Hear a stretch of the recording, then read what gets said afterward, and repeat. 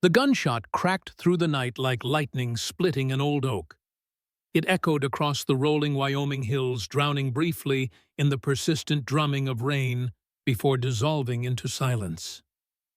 Jedediah Thornton's eyes snapped open, years of battlefield instinct pulling him from sleep before his mind could fully register the sound.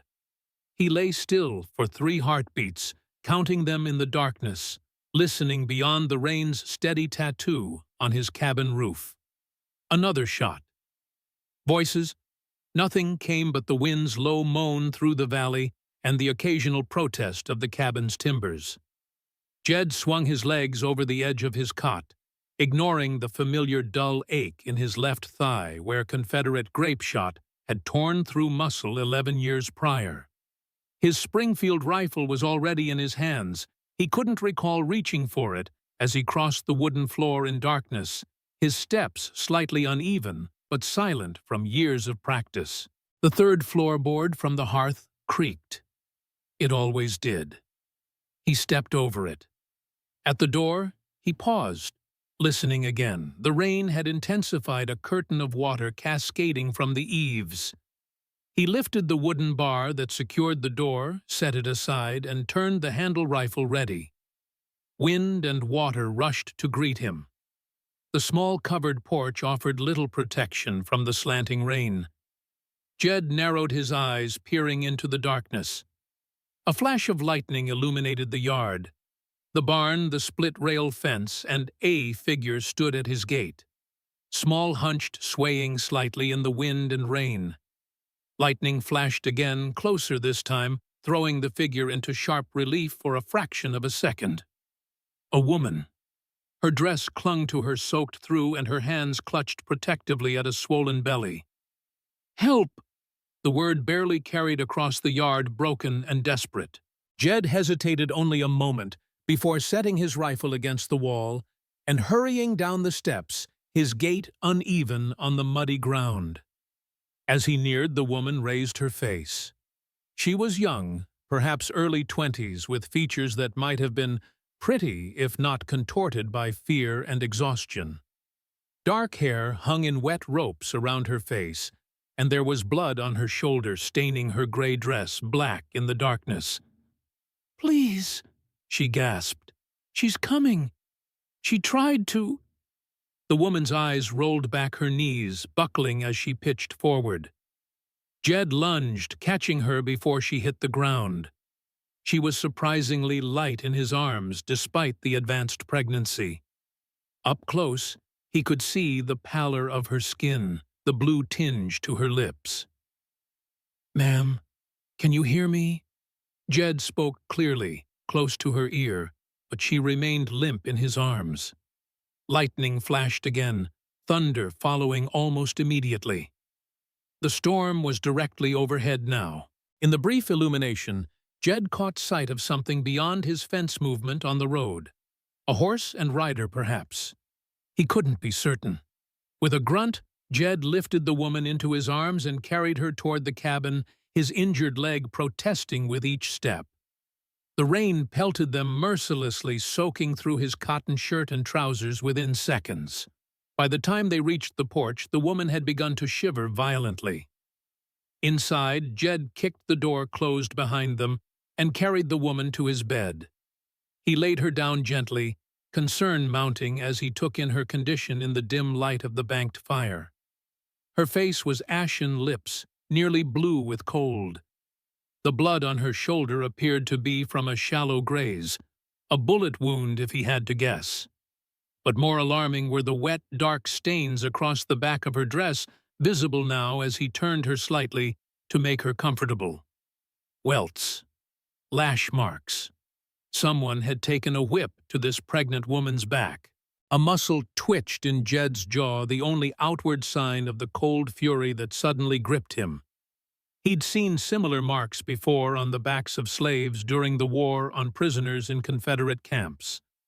Never on a white woman, and certainly never on one carrying a child. The woman stirred slightly, her eyes fluttering open.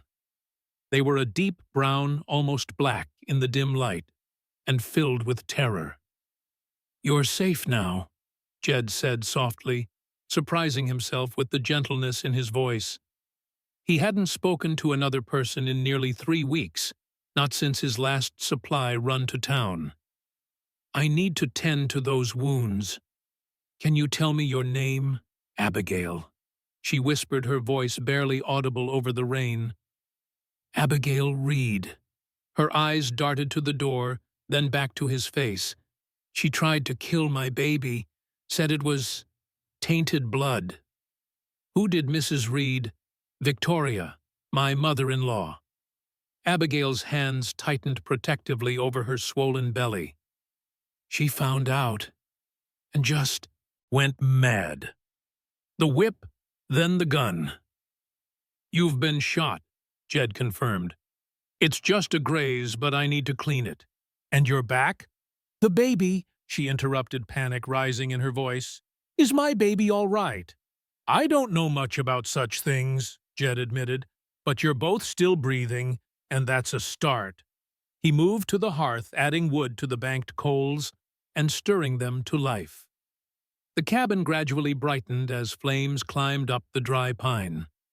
Jed filled a kettle with water from the bucket by the door and hung it over the fire. From a trunk near the wall, he retrieved clean cloths, a bottle of whiskey, and a small wooden box containing rudimentary medical supplies, remnants of his time as an army nurse during the war. I need to remove your dress to tend those wounds, he said, not looking at her. I was a nurse in the Union Army. I've tended worse, if that's any comfort. Abigail nodded weakly, struggling to sit up.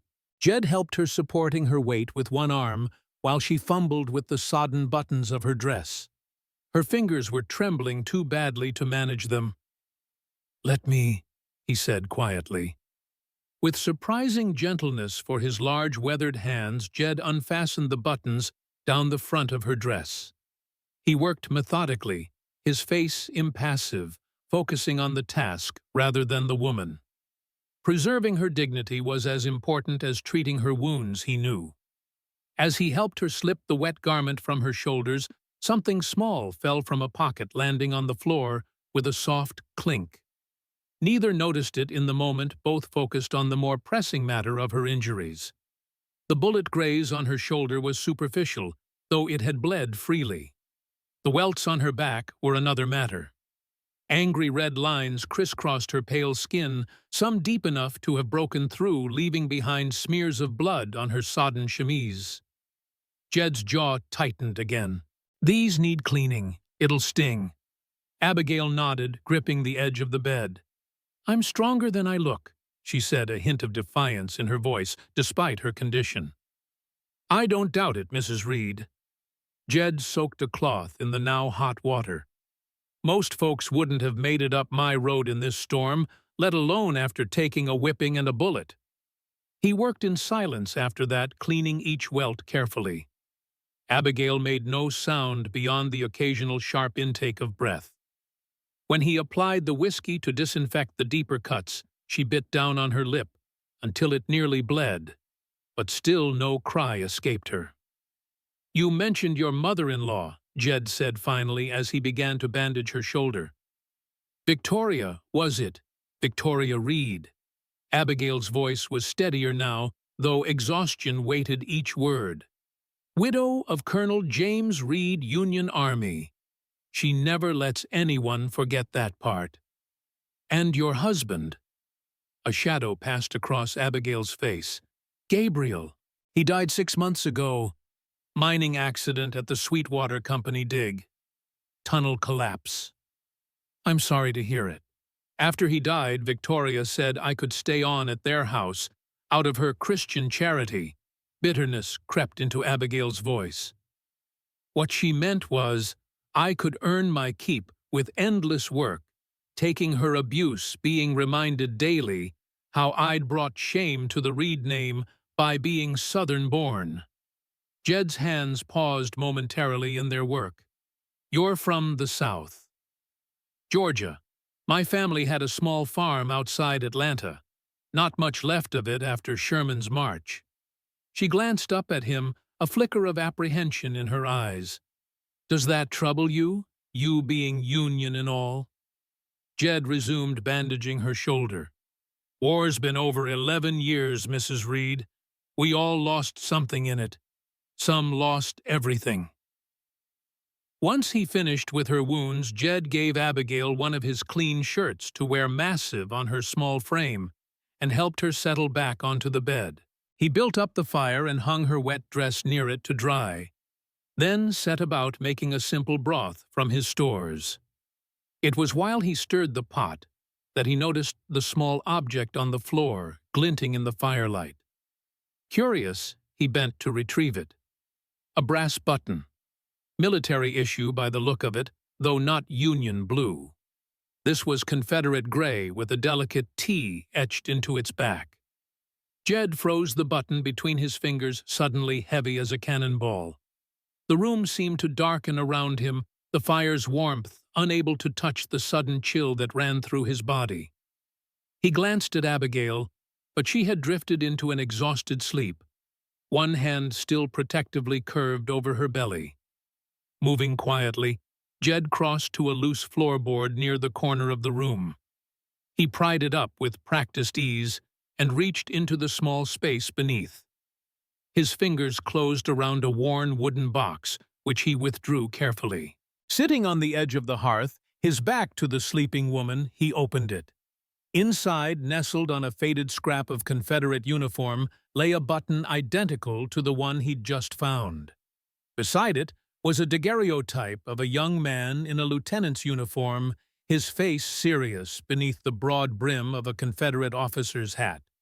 The young officer's eyes held a brightness that reminded Jed of his own brother, though this man was a stranger to his blood.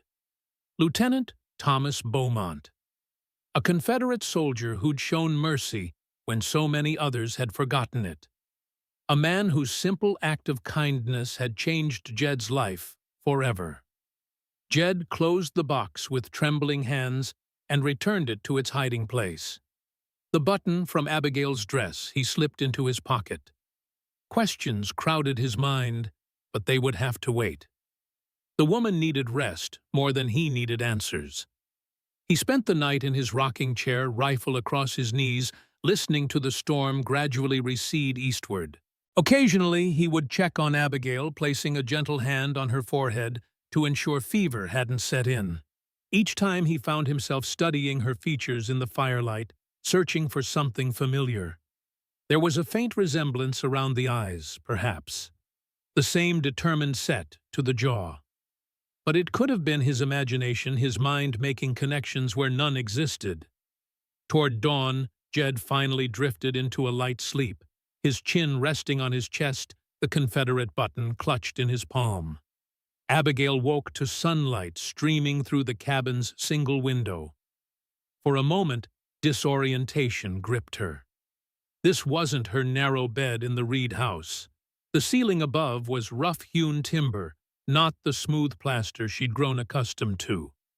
Then, memory flooded back Victoria's rage, the whip, the gun, her desperate flight through the rain. She sat up slowly, wincing as the movement pulled at the welts on her back. The cabin was empty, though the fire still burned cheerfully in the hearth. Her dress hung nearby, nearly dry. On the small table by the bed sat a cup of water and a plate with a thick slice of bread spread with butter and honey. The door opened, and Jed stepped inside, ducking his tall frame beneath the lintel. He carried an armful of split wood, which he deposited beside the hearth before turning to her. "You're awake." "Good." His voice was gruff, but not unkind. "How are you feeling?" "Sore," Abigail admitted. "But alive, thanks to you." Jed shrugged off her gratitude. "You made it to my door on your own. I just provided the dry place to land." He gestured to the food. "You should eat. Baby needs it, even if you don't feel hungry." Abigail reached for the bread, suddenly aware of the hollow emptiness in her stomach. "How long was I asleep?" "About 15 hours. It's just past noon." She nearly choked on her first bite. 15 hours, Victoria will have the whole county looking for me by now. Let them look. Jed's tone was matter-of-fact as he added wood to the fire. My place isn't easy to find if you don't know it's here, and I don't make it a habit to entertain visitors. Abigail studied him as she ate. In daylight, Jedediah Thornton was a formidable figure, tall, broad-shouldered, with the lean, muscular build of a man accustomed to physical labor. His face was weathered from years outdoors, lines etched around eyes that had seen too much. A short beard covered his strong jaw with premature streaks of gray, the mark of a man who'd lived through war and hardship. His hair, showing similar early graying at the temples, was cut short in military fashion. Though only 32, the years of combat and solitude had aged him beyond his years. He moved with the careful precision of someone who lived alone and had developed habits accordingly. Each movement had purpose, nothing wasted. Only the slight unevenness in his gait betrayed his old injury. "Why did you help me?" Abigail asked finally. "You could have sent me away. Most would have." Jed paused in his work, seeming to consider the question seriously. "I've seen enough people turned away when they needed help. During the war, after it. Seems to me there's already enough suffering in this world without adding to it by choice." He straightened, brushing dust from his hands. "You're welcome to stay until you're well enough to travel. After that, it's your decision where you go." "Thank you," Abigail said softly. "I won't impose longer than necessary." "It's no imposition. Been a while since I had company." A ghost of a smile crossed his face, even the unwelcome kind. The next few days fell into a simple routine. Jed tended Abigail's wounds, prepared simple meals, and went about his work on the small ranch, mending fences, caring for his 2 horses, and small herd of cattle, checking his vegetable garden. Abigail rested her body, slowly recovering from the trauma it had endured. By the 3rd day, she insisted on helping around the cabin despite Jed's protests. She found the monotony of rest unbearable and craved occupation for her hands and mind. Jed reluctantly allowed her to take over the cooking, and soon the simple cabin was filled with aromas it hadn't known in years. "Where did you learn to cook like this?" Jed asked over a stew that transformed his humble stores into something remarkable. "My mother," Abigail replied, a touch of sadness in her voice. "She believed a woman should know how to make something out of nothing. War or peace, feast or famine, people still need to eat," she'd say. Wise woman. She was. Abigail's gaze drifted to the window. "She died during the war. Typhoid fever swept through our county after the Union troops moved through. No medicine to be had anywhere." Jed nodded, understanding in his eyes. "War kills more off the battlefield than on it sometimes." "Were you at the front long, as a nurse, I mean?" 3 years. Enlisted in 62 after Shiloh made it clear this wouldn't be the quick affair politicians promised. He stared into his bowl as if seeing something beyond it. "Started as infantry, took a mini-ball in the shoulder at Antietam. While recovering, I helped the medical staff. Turned out, I had a steadier hand than most when it came to sewing men back together." He fell silent, and Abigail didn't press. The war lived in all of them, who'd survived it, a shadow that lengthened or shortened but never fully disappeared. On the 4th morning, as Abigail helped Jed milk his single cow, she caught him watching her with a considering expression. "Something on your mind, Mr. Thornton?" Jed hesitated, then reached into his pocket. "Found this the night you arrived. Fell from your dress." He held out the Confederate button. Abigail's face drained of color. She reached for it with trembling fingers. "Where did you—" She stopped, swallowing hard. "Thank you. It's important to me." "I can see that."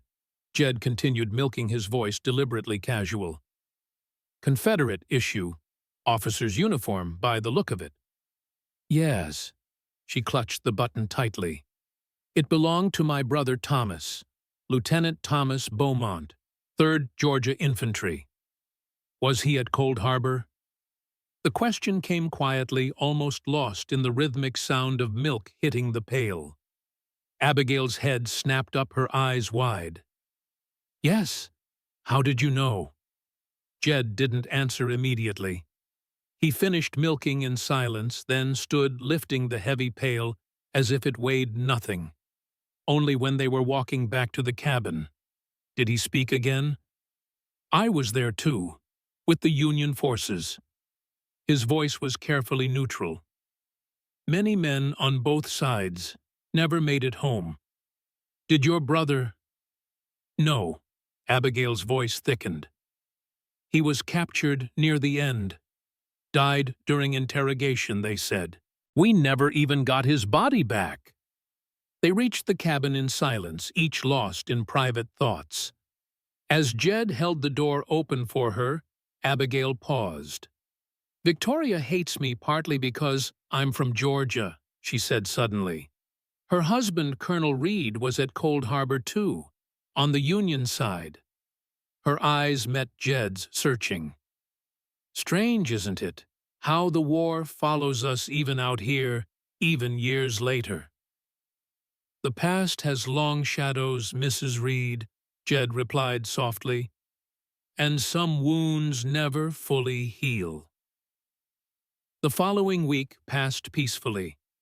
Abigail's back began to heal, the angry red welts fading to pink lines that would eventually become scars. The bullet graze on her shoulder closed cleanly, thanks to Jed's careful tending. Her pregnancy continued without complication, though Jed often caught her wincing when the baby delivered a particularly energetic kick. Strong one you've got there, he commented one evening as they sat on the porch watching the sunset paint the Wyoming sky in spectacular shades of orange and purple. Like his father, Abigail said automatically, then bit her lip. Gabriel was strong, not big, but wiry, determined. She rubbed her belly absently. I hope this little one gets that from him at least. Jed nodded his eyes on the distant mountains. How did you meet him, if you don't mind my asking? I don't mind. Abigail shifted in her chair, seeking a more comfortable position. It was after the war. My family's farm was destroyed, my parents gone. I was staying with distant relatives in Denver, working as a seamstress in a shop there. Gabriel came in to have a suit altered. He was interviewing for positions with mining companies. A small smile touched her lips at the memory. He was so nervous, kept apologizing for bothering me with such a small matter when I clearly had more important work. It sounds like a decent man. He was. Her voice softened. Kind, gentle, nothing like his mother. The smile faded. Victoria never approved of me. Called me that Southern girl whenever she thought I couldn't hear. When Gabriel died, she trailed off, her hand tightening on the arm of the chair. When he died, there was nothing to stop her from showing how she truly felt. Jed finished for her. Yes. Abigail's voice was barely audible. At first it was just cold looks, cutting remarks. Then she started finding fault with everything I did. The cleaning wasn't thorough enough. The cooking was too simple or too elaborate. My manners were lacking. My accent was embarrassing. She drew a shaky breath. Then came the punishments. Standing in the corner for hours. No dinner if I spoke at the table without being spoken to. Having to sleep in the root cellar if I disrespected her. Her voice grew bitter. All for my own good, of course. To teach me proper northern manners. Jed's knuckles whitened as he gripped his chair, but his face remained impassive. And the whipping? That started 3 months ago, just after I told her about the baby. Abigail's voice was eerily calm now, as if she were reciting events that had happened to someone else. She said I was bringing another Reed into the world, and she wouldn't allow me to raise it with Southern rebellion in its blood. The whip was to teach me humility, she said, to break my will before I could poison her grandchild with it. Jesus Christ, Jed muttered the curse slipping out before he could stop it. Pardon my language, ma'am. No need to apologize. I've thought worse about her. Abigail turned to him, her eyes reflective in the fading light. What I don't understand is why she became so much worse after I told her about the baby. It was as if the very idea of me bearing Gabriel's child drove her to madness. Jed was silent for a long moment. Some people can't separate the personal from the political, he said finally. The war may be over on paper, but for folks like Victoria Reed, it'll never end. Not really. Abigail nodded slowly. Perhaps you're right. She yawned, unable to suppress it. Forgive me. I seem to tire so easily these days. It's the baby, drawing on your strength to grow. Jed stood offering his hand to help her up. You should rest. As they entered the cabin, Abigail paused. Mr. Thornton, Jed, he corrected gently. After all this, I think we can dispense with formalities. Jed, she smiled slightly. Thank you, not just for the shelter and care, but for listening, for not judging. We've all got our burdens to bear, Mrs. Reed. Some just carry heavier ones than others. Abigail, she insisted, if I'm to call you Jed, then you must call me Abigail. He inclined his head in acknowledgement. Abigail, then. That night, as had become their routine, Jed made up a pallet for himself near the hearth, insisting Abigail keep the bed. She had protested this arrangement initially, but he had been firm. My mother would rise from her grave and box my ears if I took a bed from a pregnant woman, he'd said in a tone that brooked no argument.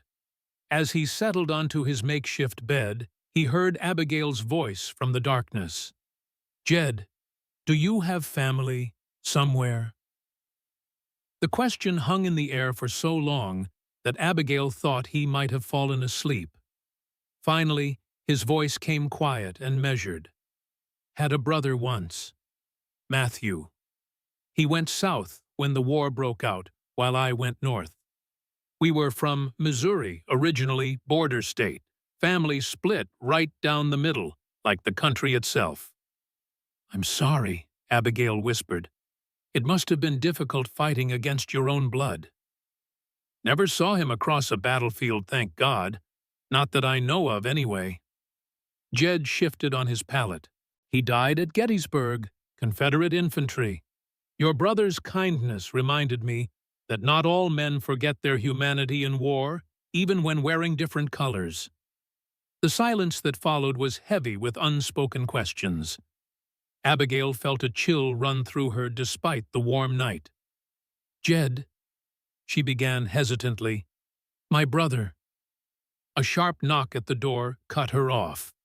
3 rapid raps, authoritative and demanding. Jed was on his feet in an instant, rifle in hand. He motioned for Abigail to stay silent, then moved to the window, carefully peering out from the edge. Riders, he whispered. 3 of them. One's wearing a star. Abigail's hands flew to her mouth, stifling a gasp. Sheriff Foster, she breathed. Victoria must have sent him. Jed's jaw tightened. Stay back, away from the window. Let me handle this. The knock came again, more insistent this time. Thornton, a deep voice called. Open up, Sheriff's business. Jed squared his shoulders, set his rifle against the wall, visible but not threatening, and opened the door. The lantern light from within spilled out onto the porch, illuminating 3 mounted men. The one in front, a heavy-set man with a bushy mustache and sheriff's badge, frowned down at Jed. Evening, Sheriff, Jed said calmly. Bit late for social calls. Sheriff Foster's eyes narrowed. This ain't social, Thornton. We're looking for a woman, Mrs. Abigail Reed. Widow expecting. Ran off from her mother-in-law's place about a week back. His gaze shifted to peer over Jed's shoulder into the cabin. Word is, she might have headed this way. What's she done? Jed's voice betrayed nothing. Theft, for one. Took family valuables before she lit out.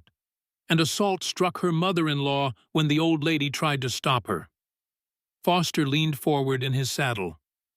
Mrs. Reed's worried about her. Says the girl's been acting strange lately. Emotional on account of her condition.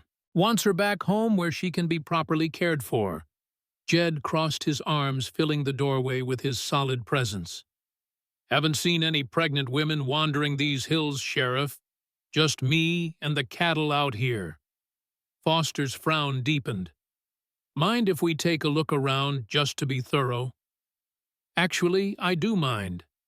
Jed's tone remained civil, but there was steel beneath it now. It's late, I was about to turn in, and I don't recall ever giving up my right to privacy. If Mrs. Reed shows up, I'll be sure to let you know. The sheriff's face reddened slightly. Now see here, Thornton. Good night, Sheriff. Jed began to close the door. Give my regards to Mrs. Reed. Tell her I hope she finds her daughter-in-law safe and sound. As the door shut, Jed could hear Foster muttering to his deputies. The men remained outside for several minutes, their horses shifting restlessly. Finally, the sound of hoofbeats indicated their departure, fading gradually into the distance. Jed waited by the window until he was certain they were gone, then turned to find Abigail standing in the middle of the room, her face pale with fear. "I didn't steal anything," she whispered fiercely, "and I never struck her.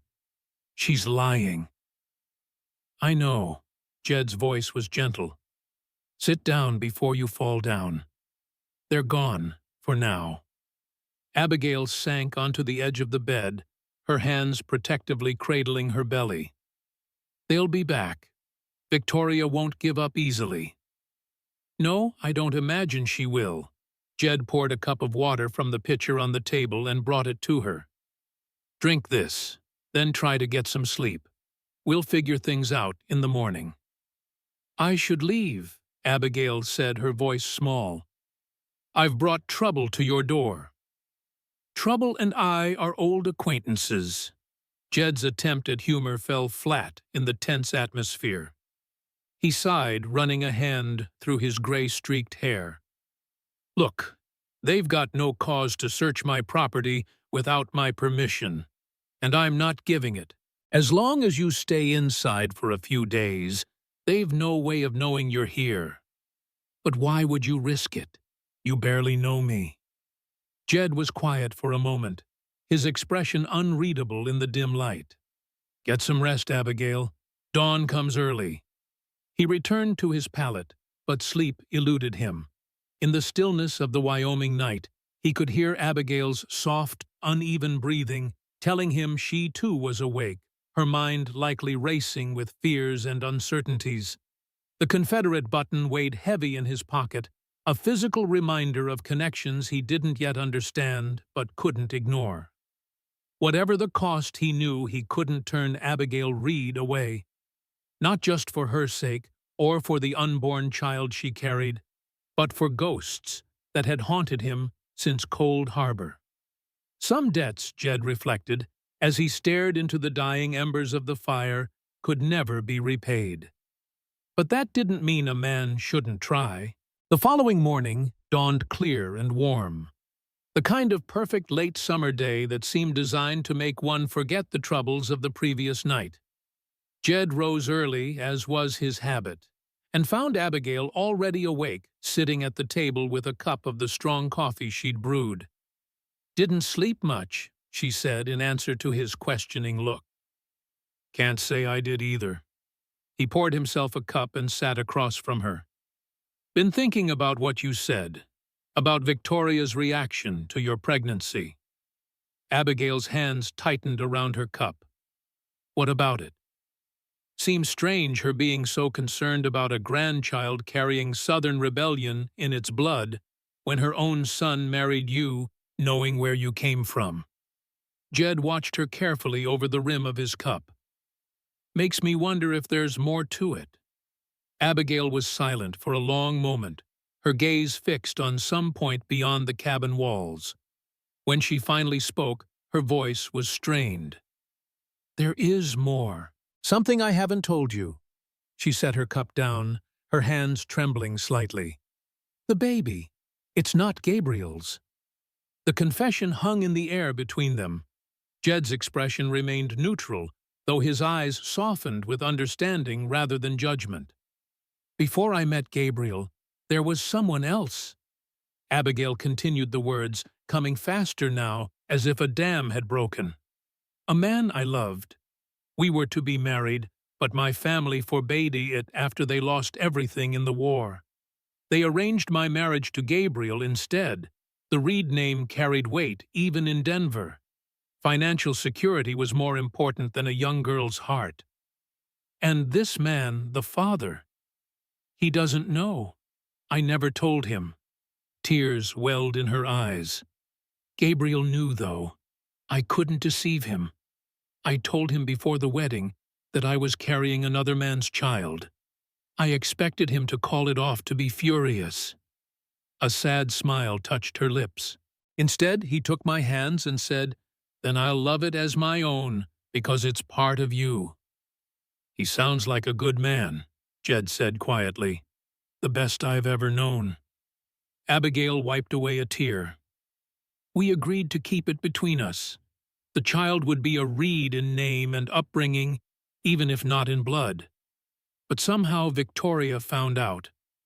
I don't know how, but the night I left, she was raving about it. Called the baby a bastard and me worse. Said she'd make sure everyone knew the truth, that the child would be taken from me after birth. Jed's jaw tightened. No court would allow that. Maybe not, but Victoria has influence, money, connections from her husband's military days. Abigail's face hardened. I couldn't take that chance, so I ran. Jed nodded slowly, processing this new information. Does this man, the father, does he live around here? No. Abigail shook her head firmly. He's long gone. Probably doesn't even remember me now. Something in her tone made Jed suspect there was more to that story, but he didn't press. Everyone had the right to their secrets. Well, he said, finally rising from the table, doesn't change anything as far as I'm concerned. You're welcome here as long as you need. Abigail looked up at him, surprise evident on her face. You don't think less of me for what I've done? Not my place to judge, Jed replied simply. World's complicated enough without me adding to it. He reached for his hat. I need to check the north fence line today. Will you be all right, here alone? I've been alone most of my life, Mr. Thornton. I'll manage. There was a quiet dignity in her response that struck Jed more deeply than he expected. He nodded once and headed for the door. Bar it behind me. Don't answer for anyone. After he left, Abigail moved around the cabin restlessly, unable to settle. The confession had lifted a weight from her shoulders, but in its place grew a new anxiety. She hadn't told Jed the whole truth, not about the father of her child, nor about the connection she suspected between them. The Confederate button lay on the table where she'd placed it. She picked it up, turning it over in her palm, feeling the familiar T etched into its back. Thomas had given it to her before riding off to war, promising to return and tell her what the letter stood for. A mystery to solve when I get back, he'd said with a grin. But he never came back, and the mystery remained. Until now. Until Jed Thornton. Abigail placed the button back in her pocket. Decision made. Tonight, she would tell him everything. She owed him that much, at least. The day passed with agonizing slowness. Abigail busied herself with small tasks around the cabin, mending a shirt of Jed's that had torn at the shoulder, preparing a more elaborate dinner than usual, from their simple stores even attempting to sweep the packed dirt in front of the cabin door. It was while she was outside broom in hand that she saw the rider approaching from the east. Not Jed, who had gone north, and, in any case, wouldn't return until evening. This rider was smaller, hunched slightly in the saddle, wearing what appeared to be a black frock coat, despite the warm day. Abigail retreated quickly into the cabin, barring the door, as Jed had instructed. She peered cautiously through a crack in the shutters as the rider drew closer. It was an older man, she realized, with a full white beard and the distinctive collar of a clergyman. A Bible was clutched in one hand, while the other held the reins loosely, suggesting a man more accustomed to books than horses. The rider stopped at the gate, dismounting with the careful movements of someone whose joints protested such activity. He tied his horse to the fence post and approached the cabin, removing his wide-brimmed hat as he did so. "Hello," he called, his voice surprisingly strong for his apparent age. "Mr. Thornton, are you home, sir?" Abigail remained silent, watching through the crack. The old man climbed the steps to the porch with a slight grimace, then knocked firmly on the door. "Mr. Thornton, it's Reverend Walsh from town. I'd like a word, if you please." Still Abigail made no sound. The Reverend waited a moment, then sighed, replacing his hat on his head. "I know she's here, Mr. Thornton," he said, his voice lower now. "Mrs. Reed has been making quite a commotion about her missing daughter-in-law. The whole town's talking." He paused. "I'm not here on her behalf, I assure you. Quite the contrary." Abigail's heart raced. Could this be a trap? A way to confirm her presence before Sheriff Foster returned with a proper search party? Or was the old man genuinely concerned? Her deliberation was interrupted by the sound of approaching hoofbeats. Jed was returning much earlier than expected. She watched as he rode into the yard, his posture alert, eyes narrowed at the unexpected visitor. "Reverend," Jed acknowledged, dismounting and approaching the porch. "This is a surprise." "Mr. Thornton." The older man nodded respectfully. "I apologize for the intrusion. I was hoping we might speak privately." His eyes flickered briefly toward the cabin door. "I don't recall us having any business, Reverend." Jed's tone was polite but guarded. "I haven't darkened your church door in all the years I've lived here." "No, you haven't." A small smile appeared beneath the white beard. "Though the door remains open, should you ever change your mind." The smile faded. "But that's not why I'm here today. May we speak inside? What I have to say isn't meant for open air." Jed hesitated, then nodded curtly. He climbed the steps, unbarred the door, and gestured for the Reverend to enter. Inside, Abigail had retreated to the far corner of the room, her back pressed against the wall, eyes wide with apprehension. "Mrs. Reed," Reverend Walsh said softly, inclining his head in greeting. "I'm glad to see you well." "You know her?" Jed asked sharply. "We've met briefly, at her husband's funeral." The Reverend's kind eyes rested on Abigail. "I conducted the service.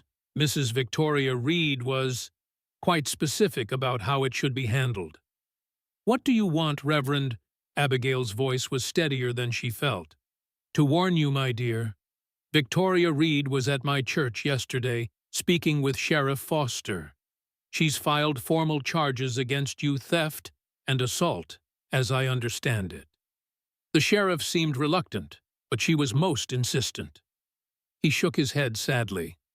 "Foster is a reasonable man usually, but the Reed name carries significant weight in this county." "So I've gathered," Jed said dryly. "Why are you telling us this? Seems to me a man of God would side with law and respectability." "A man of God sides with truth and justice, Mr. Thornton. They are not always found in courtrooms or fine houses." The Reverend removed his hat again, revealing a head of thinning white hair. "I served as a chaplain during the war. Saw things no man should see, least of all one who preaches the word of the Lord. It changes one's perspective on what constitutes righteousness. He turned back to Abigail. I've seen the marks on other young women who lived under Victoria Reed's roof. Servants, mostly. Girls who couldn't speak out for fear of losing what little they had. His voice hardened slightly. I've also heard her speak of you, Mrs. Reed. Her words were not those of a concerned mother-in-law. She tried to kill my baby, Abigail said, her hand instinctively moving to her belly. Shot at me as I ran. The Reverend nodded gravely. I believe you, which is why I came to warn you both. Foster mentioned he'd be returning tomorrow with more men and a proper warrant. He intends to search every building on this property. Jed's expression darkened. He can try. Violence won't help Mr. Thornton. It will only confirm what Victoria has been telling people, that you've become dangerous, unstable, a threat to the community. She's saying that about me. Jed laughed without humor. I barely speak to anyone from town. Precisely her point. You're an unknown quantity despite your years here.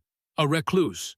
Former Union soldier with no family, no church attendance, no participation in town affairs. The Reverend spread his hands. People fear what they don't understand. Victoria is playing on that fear. A heavy silence fell over the room. Abigail sank onto the edge of the bed, the weight of the situation pressing down on her shoulders. Jed paced the small confines of the cabin, his limp more pronounced with his agitation. What would you have us do? Reverend, he asked finally, I won't turn her out. Not in her condition, and certainly not to face Victoria Reed's idea of care. No, I wouldn't expect you to. Reverend Walsh stroked his beard thoughtfully. For now, I suggest discretion. Keep Mrs. Reed out of sight when the sheriff returns. I'll do what I can to temper the situation in town, though my influence is limited compared to the Reed fortune. He turned to Abigail. My dear, is there anyone who might speak for you, family friends, who could contradict Victoria's claims? No, Abigail said softly. My family is gone. What few friends I had in Denver wouldn't journey all this way, even if I could reach them. The Reverend nodded, his expression sympathetic. Then we must rely on time as our ally. Once your child is born, Victoria's power over you diminishes considerably. A mother with a newborn commands sympathy that even Reed money cannot easily overcome. And in the meantime, Jed asked, Foster and his men will be here tomorrow. In the meantime, we pray. The Reverend smiled slightly at Jed's skeptical expression. And we prepare. I assume you have a root cellar, Mr. Thornton, or perhaps a hayloft in your barn where Mrs. Reed might conceal herself temporarily. Both, as it happens. Good. Use them if necessary. Reverend Walsh placed his hat back on his head and moved toward the door. I should return to town before my absence is noted. Victoria has ears everywhere, I fear. Why are you helping us, Reverend? Abigail asked suddenly. You're risking much. The old man paused, his hand on the doorknob. During the war, I saw too many men die because good people remained silent in the face of wrong. I swore then that if God granted me life beyond those battlefields, I would not make the same mistake again. His eyes, pale blue and surprisingly sharp, met hers. Besides, I knew your husband. Gabriel was a good man. He would want you and his child protected. With that, he nodded to them both and left, closing the door softly behind him. Through the window they watched as he mounted his horse with some difficulty and rode away, a solitary black figure against the golden afternoon light. Can we trust him? Abigail asked quietly when he had gone. I believe so, Jed replied, his voice thoughtful. Men like Walsh don't easily break the habits of a lifetime. If he was honest as a chaplain, he's likely honest as a reverend. What will we do? Jed turned to her, his expression resolute. Tomorrow, you'll hide in the root cellar while Foster searches. After that, he hesitated. After that, we need to consider our options. Wyoming Territory is a big place. Plenty of room for a fresh start, if that's what you want. You'd leave because of me? Abigail stared at him, stunned. This is your home. It's just land and timber, Abigail. I've left homes before, and there was a weariness in his voice that spoke of losses beyond mere property. What matters is keeping you and that baby safe. Abigail crossed to him, placing a hand on his arm. Jed, there's something I need to tell you. Something about the button about my brother Thomas. It can wait, he said gently, disengaging from her touch. Right now, we need to prepare for tomorrow. Foster won't make the same mistake twice. He'll bring enough men to search thoroughly. As evening fell, they worked together to ready the root cellar, a small space beneath a trapdoor in the cabin floor, used for storing vegetables through the harsh Wyoming winters. Jed cleared enough room for Abigail to sit comfortably, added an old quilt for warmth, and positioned a crate so she could prop up her feet. It won't be comfortable, he apologized, but it should only be for an hour or so. They can't search forever. I've endured worse, Abigail assured him. In Victoria's house, the root cellar was my regular punishment. At least yours doesn't have rats. Jed's jaw tightened at the casual way she mentioned her mistreatment, but he said nothing. Instead, he prepared a cold dinner they could eat without lighting a fire, bread, cheese, dried beef. They ate in companionable silence, each lost in thought about what the morning might bring. As night deepened and the time for sleep approached, Abigail once again tried to broach the subject of her brother and the button. Jed, please, it's important that you know. Tomorrow, he interrupted gently. After Foster's been and gone, we'll have plenty of time to talk then. But as he settled onto his pallet that night, watching the moonlight creep across the cabin floor toward the sleeping form of Abigail, Jed couldn't shake the feeling that time was the one thing they might not have enough of. Victoria Reed's reach was long, her resources vast compared to his modest means. And if she was determined enough to send a sheriff after a pregnant widow, there was no telling how far she might go to get what she wanted. In the stillness of the Wyoming night, Jed made a silent vow. Whatever connection existed between Abigail Reed and his long-dead brother, whatever secrets still lay buried between them, he would protect her. Not just for Thomas's sake, but for her own, this brave, wounded woman who had endured so much, yet still faced each day with quiet dignity. Some promises, he reflected, as sleep finally claimed him, were made not with words, but with the soul itself. And those were the ones a man could not break, no matter the cost. Dawn broke over the Wyoming hills, painting the eastern sky in delicate hues of pink and gold.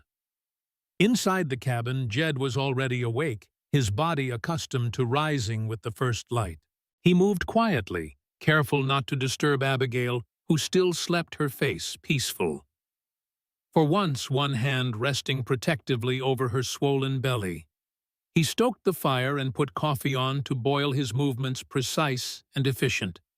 Years of solitude had bred habits that were hard to break: the silent footsteps, the economy of motion, the careful consideration before each action. Yet something had shifted in the past week. The cabin no longer felt like a refuge from the world, but a fortress protecting something precious.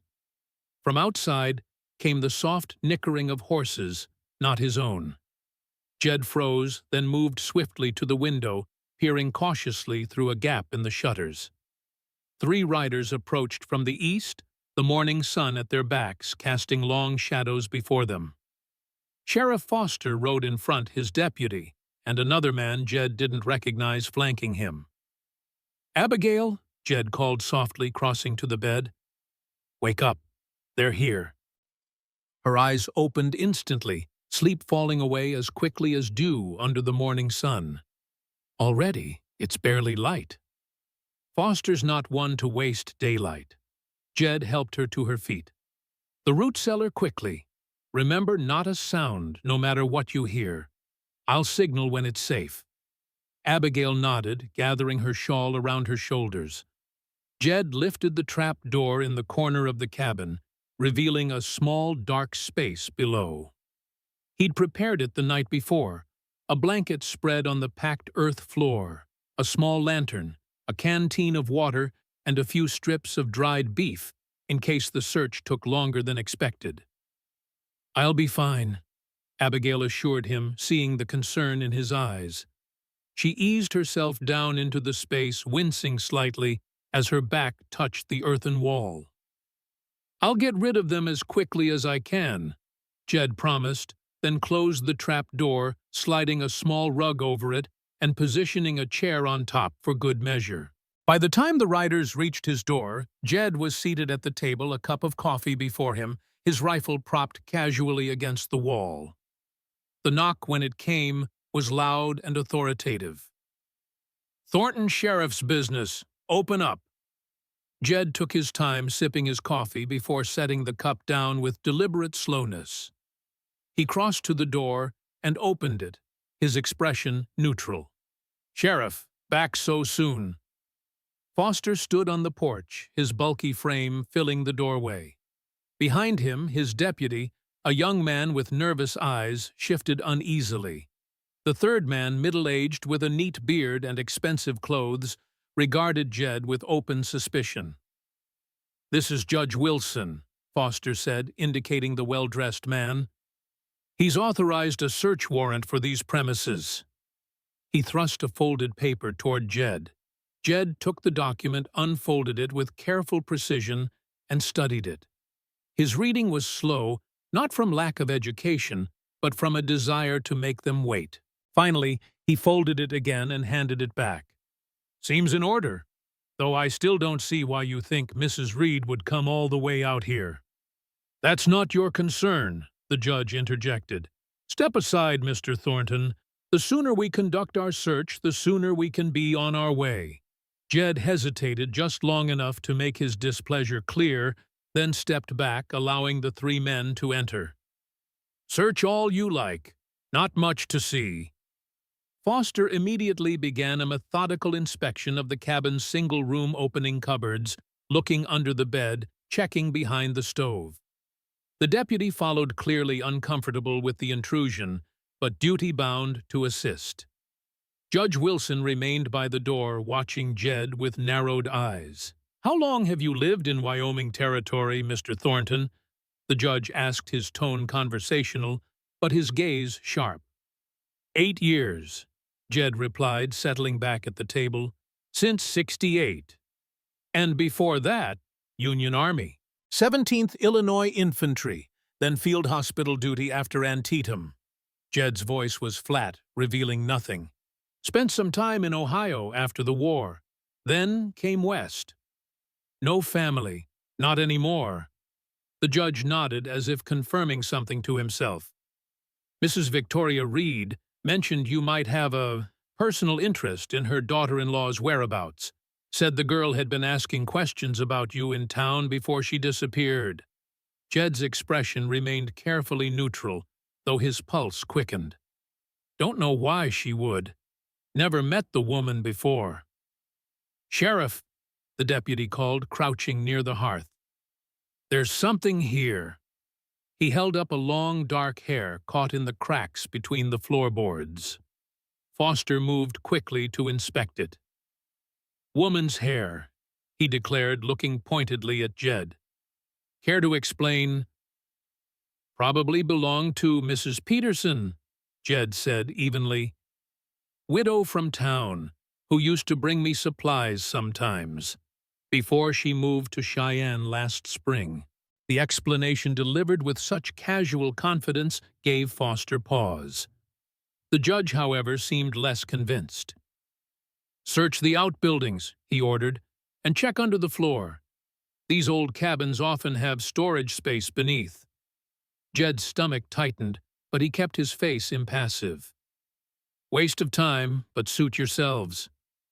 Foster and the deputy moved methodically across the floor, stomping and listening for hollow sounds. When they approached the corner with the trap door, Jed rose.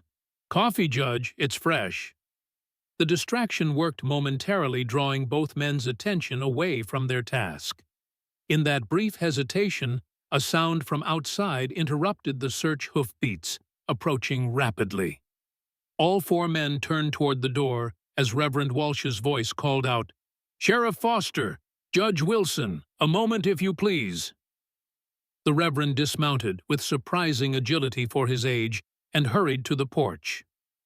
"Thank the Lord I caught you," he said, slightly breathless. "There's been a development." "What kind of development?" Foster asked impatiently. "We're in the middle of an official search here." "Mrs. Reed has withdrawn her complaint," Walsh announced, producing a folded paper from his coat. "She signed this statement this morning. I witnessed it myself." Judge Wilson took the document, unfolding it with a frown. "This is most irregular, Reverend. Why would she suddenly change her mind? I spoke with her at length yesterday evening, reminded her of certain biblical principles regarding bearing false witness." The Reverend's kind eyes hardened slightly, "and of the damage such accusations could do to her standing in the community should they prove unfounded." The judge read the statement carefully, then passed it to Foster with obvious reluctance. "It appears to be in order. Mrs. Reed states that she was mistaken about the theft, and that any injuries she sustained were accidental, not the result of an attack." "But what about the girl?" Foster protested. "She's still missing." "Mrs. Reed now believes her daughter-in-law has returned to family in Georgia," Walsh explained smoothly. "A letter arrived yesterday, apparently posted by Mrs. Abigail Reed before her departure. Mrs. Victoria was distraught when she made the initial accusations. Grief can cloud judgment, as we all know." The Reverend's explanation was delivered with such pastoral sincerity that even the judge seemed convinced. Foster, however, cast a suspicious glance around the cabin one last time. "We've come all this way," he muttered. "Might as well complete the search warrant or no." "I think not, Sheriff," Judge Wilson said firmly. "If Mrs. Reed has withdrawn her complaint, we have no legal grounds to continue. Mr. Thornton's privacy has been intruded upon enough." He turned to Jed with a stiff nod. "My apologies for the inconvenience, sir." Jed inclined his head slightly, but said nothing, not trusting his voice to remain steady. The relief coursing through him was almost dizzying. As the three men filed out, Reverend Walsh lingered briefly. "I trust you're well, Mr. Thornton," he asked loud enough for the others to hear. Then, in a whisper meant only for Jed, "Keep her hidden a few more days. I'll return when it's safe." Before Jed could respond, the Reverend had joined the others outside. Through the window, Jed watched as all four mounted and rode away, the judge and sheriff engaged in what appeared to be a heated discussion. Only when they were specks on the horizon did Jed move to the trap door, pushing aside the chair and rug and lifting it open. "All clear," he called softly. "You can come up now." Abigail emerged from the darkness, blinking in the sudden light.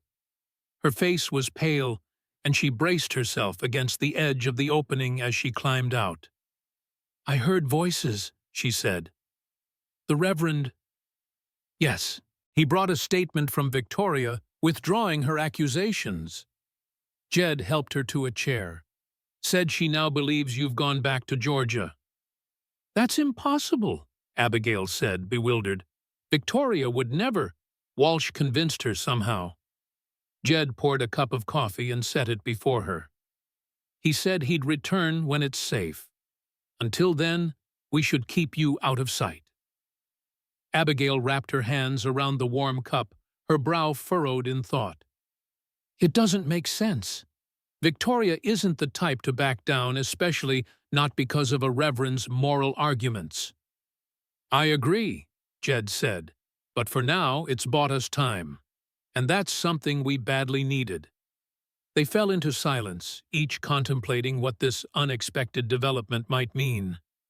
Outside, the sun climbed higher in the sky, burning away the morning mist that clung to the distant hills. Finally, Abigail spoke. Last night, I tried to tell you something. About the button. About my brother. Jed nodded, his expression guarded. I remember. It wasn't just any button, Jed. It was special. Thomas had 2 of them made before he left for war, identical buttons with a T engraved on the back. She looked up at him, her eyes searching his face. He kept one and gave me the other, a connection, he said, that distance couldn't break. Jed's pulse quickened, but he kept his voice steady. And the one I found, the one that fell from your dress, it's the one he kept, the one that should have been on his uniform when he died. Abigail's voice caught. Except it wasn't. It was in a small package that came to us months after we received word of his death. No letter, no explanation. Just the button wrapped in a scrap of Union uniform. Jed rose abruptly, crossing to the loose floorboard where he kept his most precious possessions. Without speaking, he pried it up and removed the wooden box. Returning to the table, he set it down before Abigail and opened it. Inside, nestled on a faded scrap of gray Confederate cloth, lay a button identical to the one from her dress. Beside it was the daguerreotype of the young Confederate officer. Thomas? Abigail whispered, her fingers trembling as she reached for the image. But how? He saved my life, Jed said quietly. At Cold Harbor. I was wounded, trapped in no man's land between the lines. Night had fallen, and both sides were collecting their dead and wounded. I couldn't move, couldn't call out for fear of drawing fire. He paused, the memory still vivid after all these years. A Confederate patrol found me. Their sergeant was ready to finish me off when a young lieutenant stopped him. Not like this, he said. Not an unarmed wounded man. Jed's eyes were distant now, seeing not the cabin, but a moonlit battlefield from another lifetime. He helped me to my feet, supported me until we reached the Union lines. Before he left, he took that button from his coat and pressed it into my hand. Said it was a reminder that even in war, humanity matters. A ghost of a smile touched Jed's lips. I asked his name, wanting to thank him properly. Lieutenant Thomas Beaumont, he said. Remember it if you like, but what matters isn't my name. It's that you remember there's good in everyone, north or south. Tears streamed down Abigail's cheeks now. That sounds like him. So much like him. She touched the daguerreotype gently. How did you get this? I carried that button with me for the rest of the war. After Appomattox, I tried to find him. Wanted to thank him properly, maybe even offer him help if he needed it. Jed's voice grew heavy. Instead, I learned he'd been captured in the final weeks of fighting. Died during interrogation, they said. Abigail's hand flew to her mouth, stifling a sob. By Colonel Reed, Victoria's husband. I didn't know that part until recently, Jed admitted. But I did manage to find his family's farm in Georgia. It was burned out, abandoned. A neighbor told me the parents had died, but there was a sister who'd gone to live with relatives. He gestured to the daguerreotype. They gave me this, said they thought Thomas would want me to have it. Silence fell between them, heavy with the weight of shared history and loss. Abigail stared at the button in her palm, then at its twin in the box, as if they were pieces of a puzzle she was still struggling to assemble. All these years, she whispered finally. All these years I wondered who had his button. Who had been with him at the end? She looked up at Jed, her eyes bright with tears. And now, here you are, the man who owes his life to my brother, taking care of me when I had nowhere else to turn. Maybe it's not coincidence, Jed said quietly. Maybe Thomas is still looking out for both of us in his way. Abigail smiled through her tears. He would have liked that idea. He always believed everything happened for a reason. Her smile faded. But there's more to the story, Jed. More that you need to know. She took a deep breath, steadying herself. After Thomas died, his closest friend, James Mercer, came to our farm with a young woman named Sarah. She was with child and in desperate circumstances. James told us Thomas had saved his life at Petersburg just as he saved yours. In Thomas's honor, James had been looking after Sarah, who had been secretly engaged to another soldier from their company who'd died at Cold Harbor. And this child was Gabriel, Jed asked softly, the pieces beginning to fit together. Abigail nodded. Sarah died in childbirth. I wasn't there. I'd already left for Denver by then, but my aunt wrote to tell me. Said the baby, a boy, had been taken in by a northern couple who'd been unable to have children of their own. Her voice grew bitter. She thought it was a blessing. Better a northern home than starvation in the South, she wrote.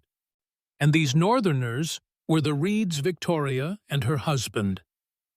Yes, though I didn't know it at the time. Abigail closed her eyes briefly as if gathering strength.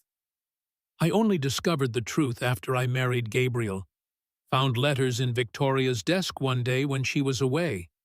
Correspondence between the Colonel and James Mercer in Georgia, arranging the adoption. Payments made to ensure secrecy. But why would Colonel Reed want this child? Jed's brow furrowed. The letter mentioned reparation and debt of honor.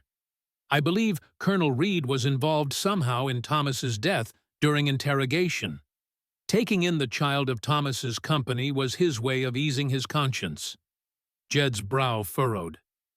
But why would Reed want Thomas's child, if he was responsible for Thomas's death? Guilt, perhaps, or Victoria's influence she couldn't have children of her own.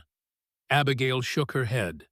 Whatever the reason, they took Gabriel and raised him as their son. He never knew the truth, and when I discovered it, I couldn't bring myself to tell him. Because he'd already suffered so much loss, Jed guessed.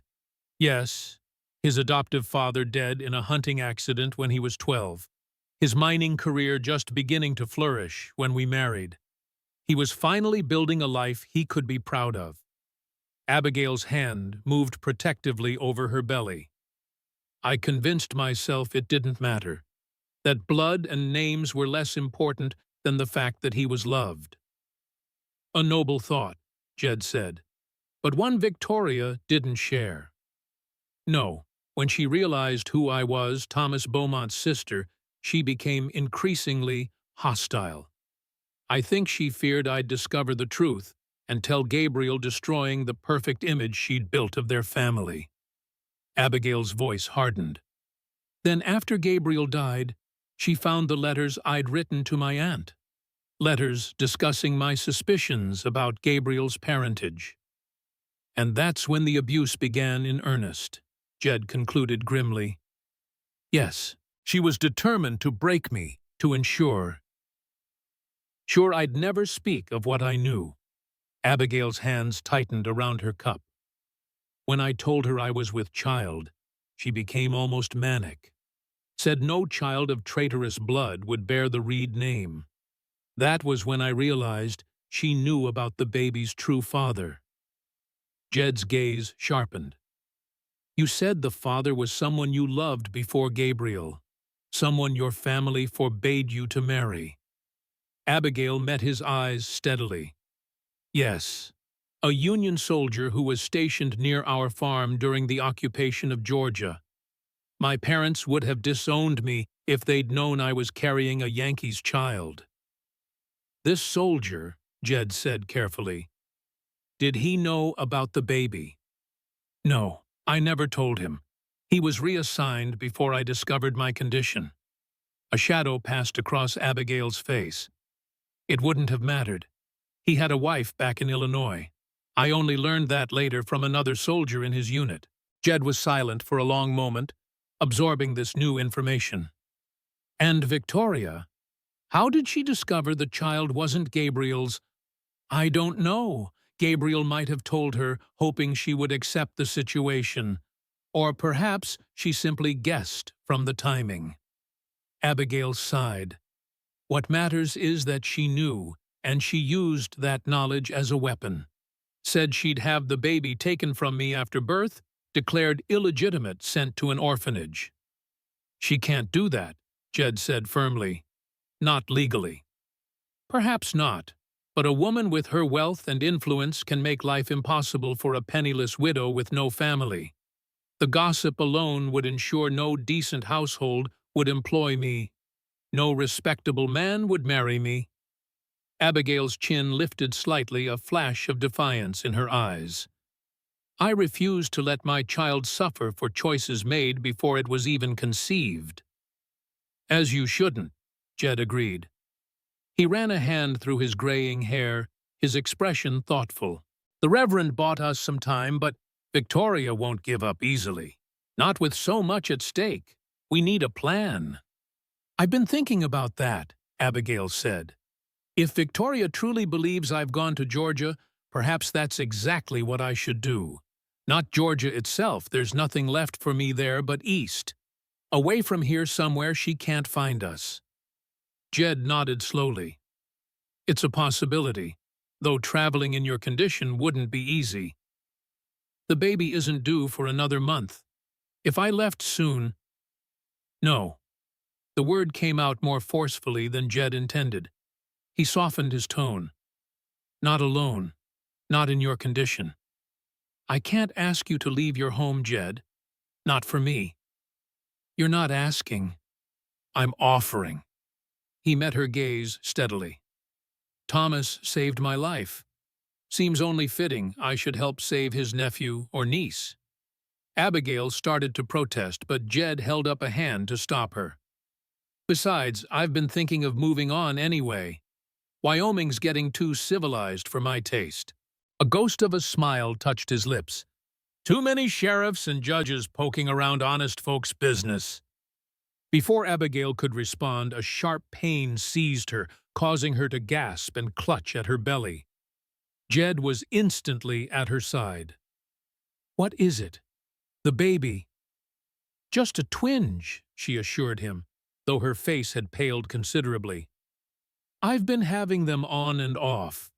The doctor in town said it was normal in the final months. Jed's expression remained concerned. Maybe you should lie down for a while. Rest. I'm fine, truly. Abigail attempted a smile, but another spasm crossed her face. Though perhaps a short rest wouldn't hurt. Jed helped her to the bed, his large hands surprisingly gentle, as he arranged a pillow behind her back. I'll make some willow bark tea. My mother swore by it for all manner of aches. As he busied himself at the stove, Abigail watched him, a complex mixture of emotions playing across her face. This gruff, solitary man, who had lived alone for so long, was now planning to upend his entire existence for her sake. For the sake of a child not yet born, connected to him only through the thin thread of a long-ago battlefield encounter. Jed, she called softly. Thank you for everything. He turned, meeting her gaze across the small cabin. Something passed between them in that moment, not romance, not in the traditional sense, but a deeper understanding. Two wounded souls recognizing in each other a kindred resilience. Get some rest, he said simply. We'll talk more later. The remainder of the day passed quietly. Jed busied himself with chores outside, chopping wood, tending to his animals, checking the perimeter of his property for any sign of unwelcome visitors. Abigail slept fitfully, waking occasionally to drink the tea Jed had prepared, or to shift position as the baby within her moved restlessly.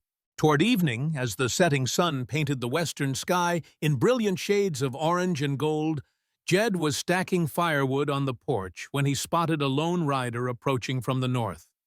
His hand instinctively moved to the rifle propped against the cabin wall, but as the rider drew closer, he recognized Reverend Walsh's distinctive black coat and white beard.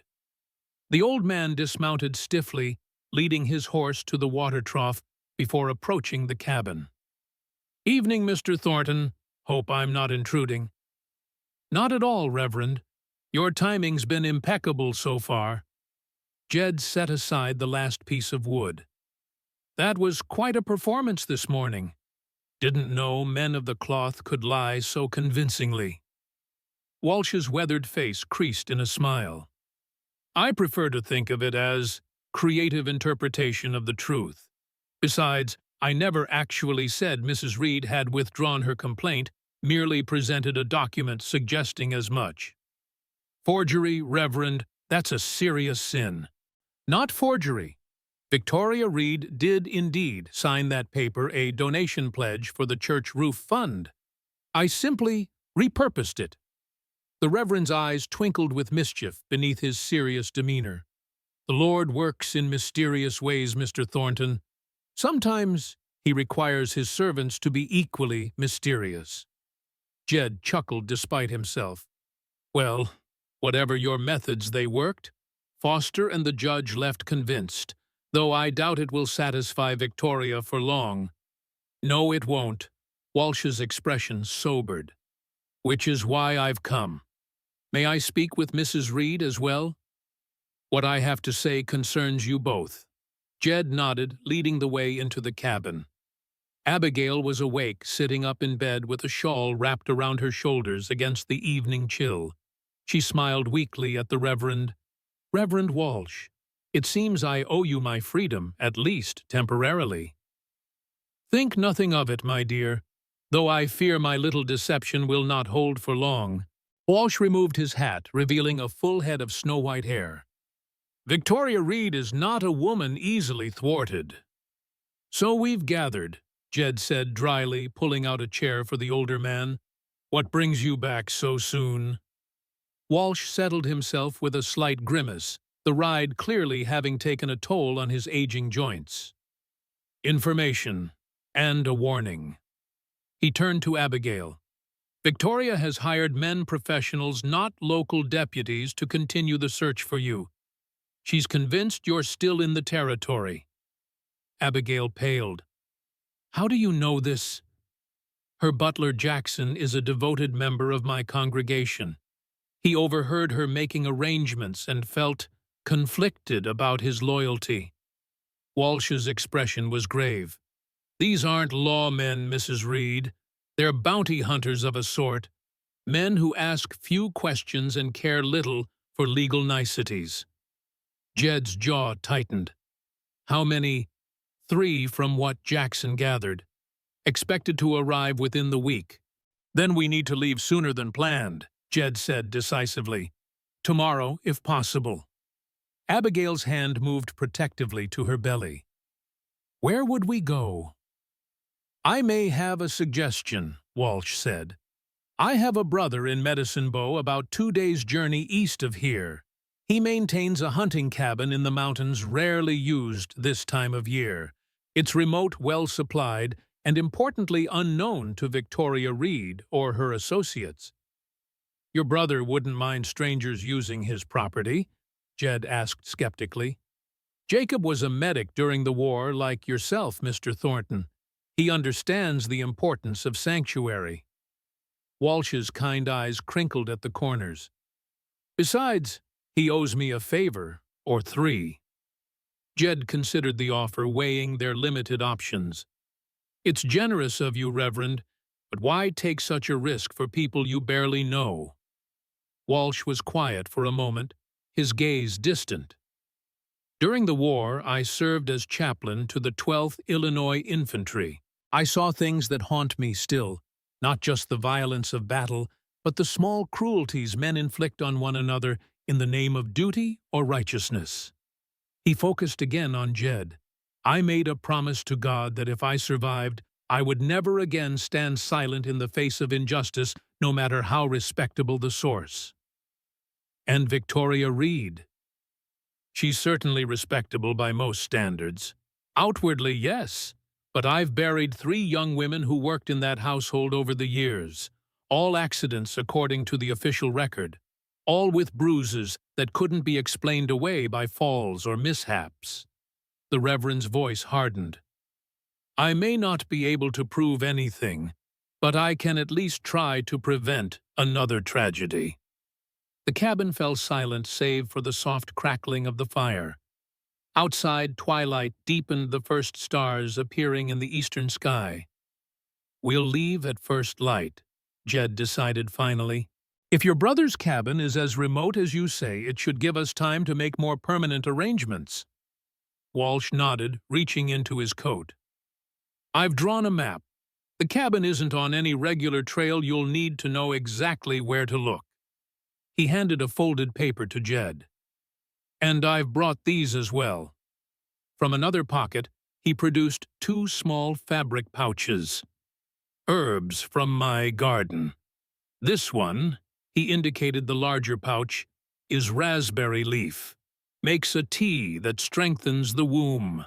And this one is shepherd's purse to control bleeding if needed. He placed them in Abigail's hands. My mother was a midwife before she was a minister's wife. She taught me the value of such simple remedies. Thank you, Abigail said softly, touched by the old man's thoughtfulness. For everything. Walsh rose, settling his hat back on his head. I should return before my absence is noted. Sunday services tomorrow, I'm expected to deliver a sermon on honesty of all things. A twinkle appeared in his eye. The Lord does test us in mysterious ways. At the door he turned once more. God go with you both, and with the little one. He nodded toward Abigail's belly. New life is always a miracle, Mrs. Reed. Remember that whatever trials lie ahead. After the Reverend had gone, Jed and Abigail began preparations for their journey. The cabin, for all its simplicity, had been Jed's home for 8 years. Now, with methodical efficiency, he sorted through his belongings, deciding what to take and what to leave behind. We'll need to travel light, he explained, packing only the essentials into a pair of saddlebags. Food, water, basic medical supplies, 1 change of clothes each. What about your animals? Your land? Reverend Walsh has agreed to send someone to look after the stock. As for the land, Jed shrugged. It was never really mine, just a place I stayed for a time. Abigail watched him, sensing the deliberate detachment in his voice. It's your home, Jed. I can't ask you to abandon it. You didn't ask. I offered. He continued, packing his movements efficient, betraying no hesitation. Besides, a home isn't just timber and land. It's... He paused, searching for words. It's where you feel at peace. I haven't felt that here in a long time. Abigail nodded, understanding more than he said. The war had left many men adrift, unable to settle fully into civilian life. For some, like Jed, solitude had been a balm, but not a cure. They worked together through the evening, preparing for the journey ahead. Jed showed Abigail how to load and fire his spare revolver, a Colt Navy he'd kept from his army days. I'm hoping you won't need this, he said as she handled the weapon with surprising confidence. But hope isn't a strategy. My father taught me to shoot when I was 12, Abigail explained, checking the cylinder with practiced ease. Said a woman alone on a farm needed to defend herself and her property. Wise man. He would have liked you, I think. Didn't talk much either. A ghost of a smile crossed Jed's face. High praise indeed. As night settled fully over the Wyoming hills, Jed banked the fire, while Abigail made a final check of their supplies. Tomorrow would bring risks, uncertainties, and the beginning of a journey neither had anticipated. Yet, beneath the practical preparations, ran a current of something neither could quite name, not exactly hope, but perhaps its more resilient cousin, determination. In the quiet darkness of the cabin, Abigail found herself thinking of her brother Thomas, wondering what he would make of this strange turn of events. His button had brought her to the one man who might help her and her unborn child escape Victoria's reach. Coincidence or something more? The long arm of fraternal protection reaching beyond the grave. "Penny for your thoughts," Jed said softly, noticing her distant expression.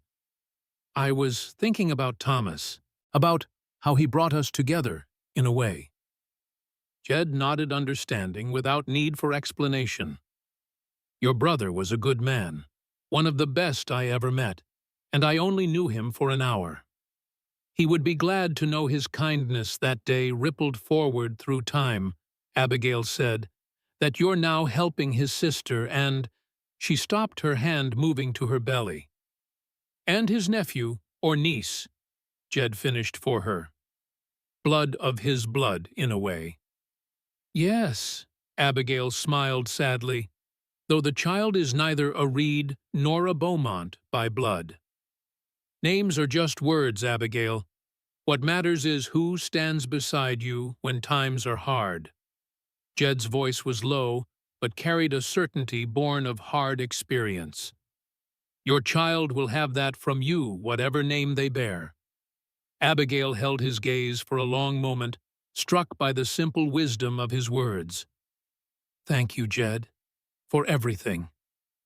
"Get some rest," he said, turning away as if uncomfortable with her gratitude. "Dawn comes early, and we've a long road ahead."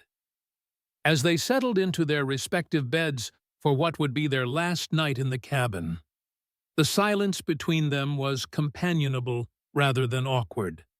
Two souls, each carrying private burdens, finding in each other not romance, but something perhaps more enduring, understanding, respect, and the promise of loyalty in dangerous times.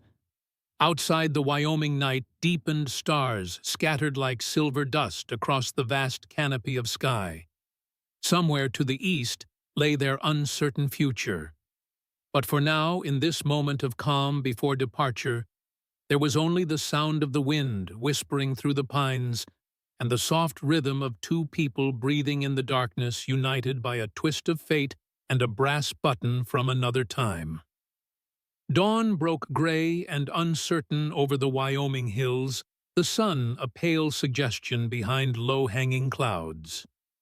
Jed stood on the porch of his cabin, surveying the land that had been his home for 8 years. The wind carried the scent of distant rain and the promise of a storm later in the day. Not ideal conditions for travel, especially with a woman in Abigail's condition, but waiting risked more than bad weather. Inside, Abigail was making final preparations, her movements slow but deliberate. The past night had been restless for her, punctuated by what she called practice pains, brief, tightening sensations that had come and gone like summer lightning. Nothing to worry about, she'd assured Jed, though the dark circles under her eyes told a different story. Jed had readied the horses at first light, his sturdy gelding Thunder, and the gentler mare Willow that he kept mostly for hauling supplies. He'd fashioned a makeshift saddle for Abigail, padding it heavily with blankets to provide as much comfort as possible. It wouldn't be an easy ride, but if they kept to a steady pace, they could reach Reverend Walsh's brother's cabin by nightfall tomorrow. "Almost ready?" he asked, stepping back inside. The cabin seemed emptier already, though they were taking relatively little with them. Abigail nodded, fastening the final button on her coat, one of Jed's old ones, much too large but warm. "Just need to catch my breath a moment. The baby's been restless this morning." "We can delay an hour if you need more rest," Jed offered, concern evident in his voice. "No," Abigail said firmly. "Victoria's men could arrive any time. Better to be gone before they come looking. She managed a small smile. I'm stronger than I look, remember. Jed returned the smile briefly. That you are Mrs. Reed. That you are. With a last look around the cabin, they stepped outside into the cool morning air. Jed helped Abigail onto Willow's back, making sure she was secure before mounting Thunder. The horses' breath steamed in the chill, their ears pricked forward, as if sensing the importance of the journey ahead. Ready? Jed asked. Abigail nodded her hand, resting protectively over her swollen belly. As I'll ever be. They set off at a gentle walk, heading east, along a faint trail that wound through the rolling hills. Jed led the way, occasionally glancing back to check on Abigail. Her face was set in a mask of determination, her back straight despite her condition and the discomfort of riding. The first few hours passed in relative silence, each lost in their own thoughts. The landscape gradually changed as they traveled the open grasslands, giving way to scattered stands of pine and aspen. The cloud cover thickened, and by midday a light drizzle had begun to fall. We should stop and rest, Jed called over his shoulder, indicating a copse of trees ahead that would offer some shelter. Abigail didn't protest, which told him more than words how tired she must be. They dismounted beneath the pines, the thick canopy providing modest protection from the increasing rain. Jed spread a blanket on the ground and helped Abigail settle onto it before unpacking some of their provisions. Dried beef, hard bread, and a canteen of water. How are you holding up? He asked as they ate. I'm fine, Abigail said automatically, then sighed at his skeptical look. My back aches and the baby feels different, lower somehow, but Dr. Wilson in town said that's normal in the final weeks. Jed nodded, though concern still lined his face. We could find somewhere closer to stop, push on to the cabin tomorrow. And risk Victoria's men finding us in some roadside inn? No. Abigail's determination returned. I'd rather face discomfort than that woman again. They finished their meal in silence, the rain pattering softly on the pine needles above them. As they prepared to continue their journey, Abigail suddenly gasped, her hand flying to her side. What is it? Jed was at her side instantly. Just the baby kicking, she assured him, though her face had paled slightly. Strong little thing like its father. Jed studied her face for a moment, not entirely convinced, but nodded. We'll take it slower this afternoon. No need to push too hard. They remounted and continued eastward, the rain gradually intensifying. The trail became muddier, forcing them to move at an even more cautious pace.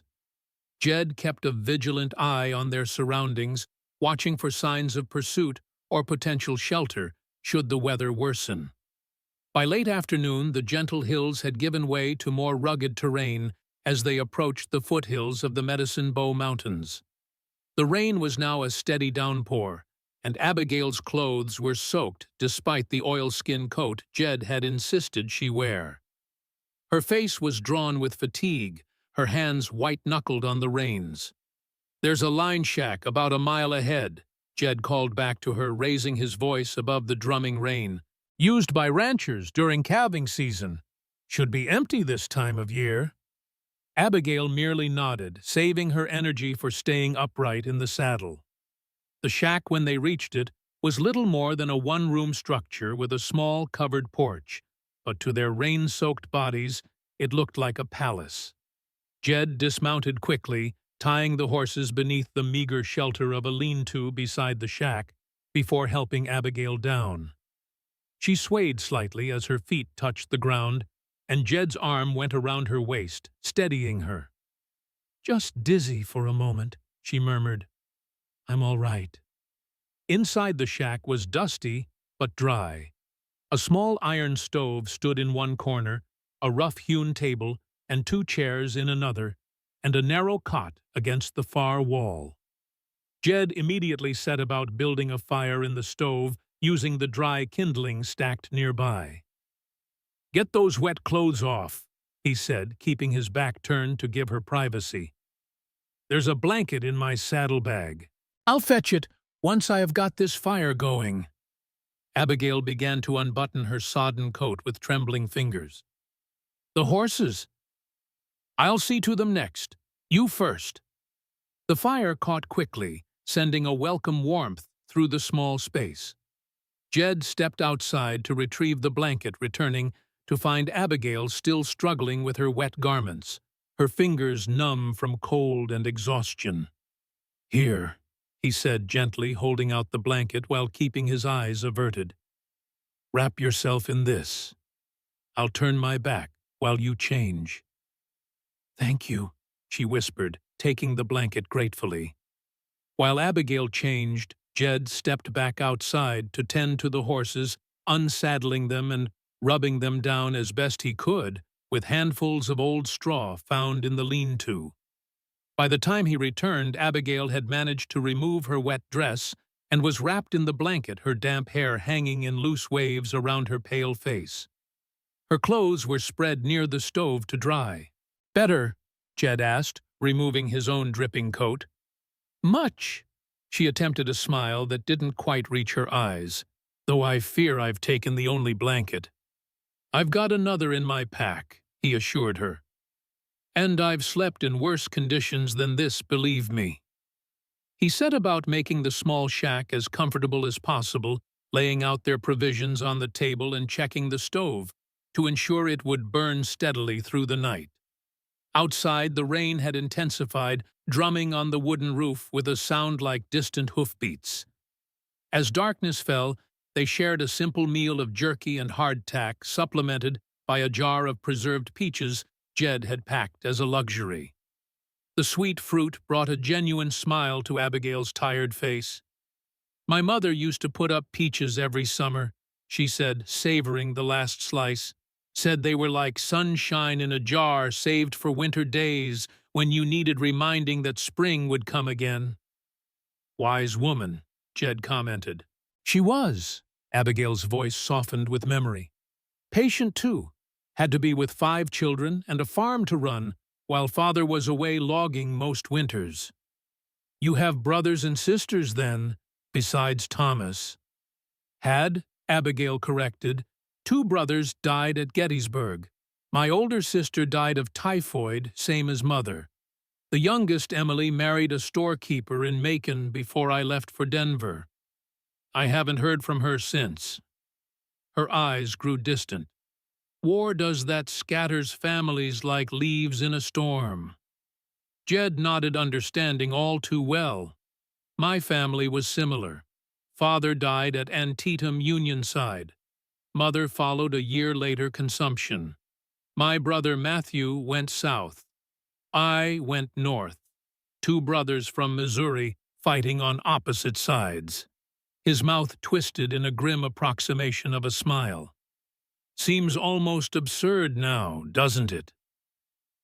"Men have been killing each other over principles since Cain and Abel," Abigail said softly. "I don't know that it's ever made much sense." They fell into a companionable silence, the rain providing a steady backdrop to their thoughts. The stove's warmth gradually permeated the small space, bringing with it a drowsy comfort after the long, wet day of travel. Jed was just beginning to suggest they turn in when Abigail suddenly stiffened her hand, going to her belly. Her face contorted in a grimace that she tried and failed to hide. "What is it?" Jed asked, instantly alert. "The baby." "Just another practice pain," Abigail said, though her voice was strained. "They've been coming and going all day. Nothing to worry about." Jed's eyes narrowed. "How often?" Abigail hesitated. "More frequent in the last hour or so, but irregular still. Dr. Wilson said first, babies often take their time with false starts for days before the real labor begins." "Abigail," Jed's voice was gentle but firm, "if you're in labor, we need to know. We're miles from any help, and this storm isn't letting up. She met his gaze, fear flickering behind the brave facade. I don't know, she admitted finally. I've never had a baby before. How am I supposed to know what's normal? Jed ran a hand through his damp hair, thinking quickly. My mother assisted at dozens of births when I was growing up, and I saw my share of field deliveries during the war. Between the two, I might know enough to be of some help. He paused, choosing his words carefully. But I need you to be honest with me about what you're feeling. Abigail nodded, a single tear escaping to trail down her cheek. I'm scared, Jed. The baby's not due for 3 more weeks. Babies have their own schedules, Jed said, trying to sound more confident than he felt. 3 weeks early isn't so bad. Let's just take it one step at a time. He moved the cot closer to the stove for warmth, then helped Abigail lie down, improvising a pillow from his rolled-up coat. The blanket remained wrapped around her, preserving her modesty, while allowing him to monitor her condition. Try to rest between pains, he advised. Save your strength. I'll keep the fire going and watch over you. Abigail's fingers clutched his hand briefly. I'm glad you're here, she whispered. I couldn't do this alone. You're not alone, Jed promised, squeezing her hand gently before releasing it. Not anymore. The night deepened, the storm's fury intensifying. Rain lashed against the small windows, and wind whistled through the cracks in the old walls. Inside the shack was a small island of warmth and waiting time, marked by the steady crackling of the fire, and Abigail's increasingly frequent gasps of pain. By midnight, there was no more doubt she was in labor. The contractions were coming regularly now, 5 minutes apart, each one leaving her breathless and trembling. Jed had seen enough births to know this was progressing faster than typical for a first baby, which both relieved and concerned him. Faster meant less prolonged suffering for Abigail, but also less time for him to prepare, less chance of reaching help if complications arose. Tell me what to do, he said during a lull between contractions. What can I do to make this easier for you? Just be here. Abigail managed, her face sheened with sweat, despite the cool night. Talk to me. Help me think of something else. Jed nodded, pulling his chair closer to the cot. Let me tell you something I've never shared with anyone. He cleared his throat, his voice taking on a storyteller's cadence. After Thomas helped me at Cold Harbor, something remarkable happened. While recovering in the field hospital, I told my commanding officer about the Confederate lieutenant who'd saved my life. 2 weeks later, we captured a rebel scout. Instead of the usual harsh interrogation, my CO took a different approach, remembering my story. The scout carried intelligence about a planned ambush on a Union supply train, 30 men who would have died. Because of Thomas's act of mercy toward me, my commander chose to believe this Confederate soldier. The supply train was rerouted, those men saved. Jed's weathered face softened in the dim light. So you see, your brother's kindness that night saved not just my life, but dozens more he never knew about. One good deed that rippled outward beyond anyone's knowing. Abigail smiled through her pain. He would have liked knowing that. Good deeds ripple outward, Jed said softly. Like stones dropped in a pond. We never really know how far the circles will reach. Another contraction seized Abigail stronger than the last. She bit back a cry, her hands fisting in the blanket. Jed checked his pocket watch by the firelight, 4 minutes since the last one. Things were progressing quickly now. He rose to add more wood to the stove, then prepared what few supplies they had, clean cloths from his saddlebag, a knife sterilized in the fire's heat, the shepherd's purse herbs Reverend Walsh had provided, steeped in hot water, ready if needed. Jed, Abigail called weakly after the next contraction subsided. "I need to tell you something about the baby's father." "It can wait," Jed assured her. "Save your strength." "No, I need you to know in case—" She broke off, unwilling to voice her fears. "The father was a Union lieutenant from Illinois." Jed's hands stilled momentarily before resuming their work. "Illinois," he repeated. "Like me." "Yes." Abigail's eyes held his something unspoken passing between them. "He never knew about the baby, never will, but I wanted you to know." Before Jed could respond, another contraction gripped her more powerful than any before. This time she couldn't hold back a cry of pain. "I think I need to push," she gasped when it finally eased. Jed nodded, his expression shifting from surprised contemplation to focused determination. "Then that's what we'll do. Your body knows what it needs." The next hour passed in a blur of pain and effort. Outside, the storm reached its peak, thunder crashing overhead, as if the very heavens were participating in the labor unfolding below. Inside, Abigail fought her own battle, her face contorted with effort, her body working to bring new life into the world. Jed stayed beside her, his steady presence an anchor in the storm of pain. He spoke little, but his hands were sure, his voice calm when he did speak. This was far from his first encounter with birth or death, but never had it mattered so personally. This was Thomas's nephew or niece about to enter the world, a child connected to him through a chain of events that began on a bloody battlefield years ago. "I can see the head," he announced, finally, emotion roughening his voice. "One more push, Abigail. One more, and you'll meet your baby." Summoning strength she didn't know she possessed, Abigail bore down with the next contraction.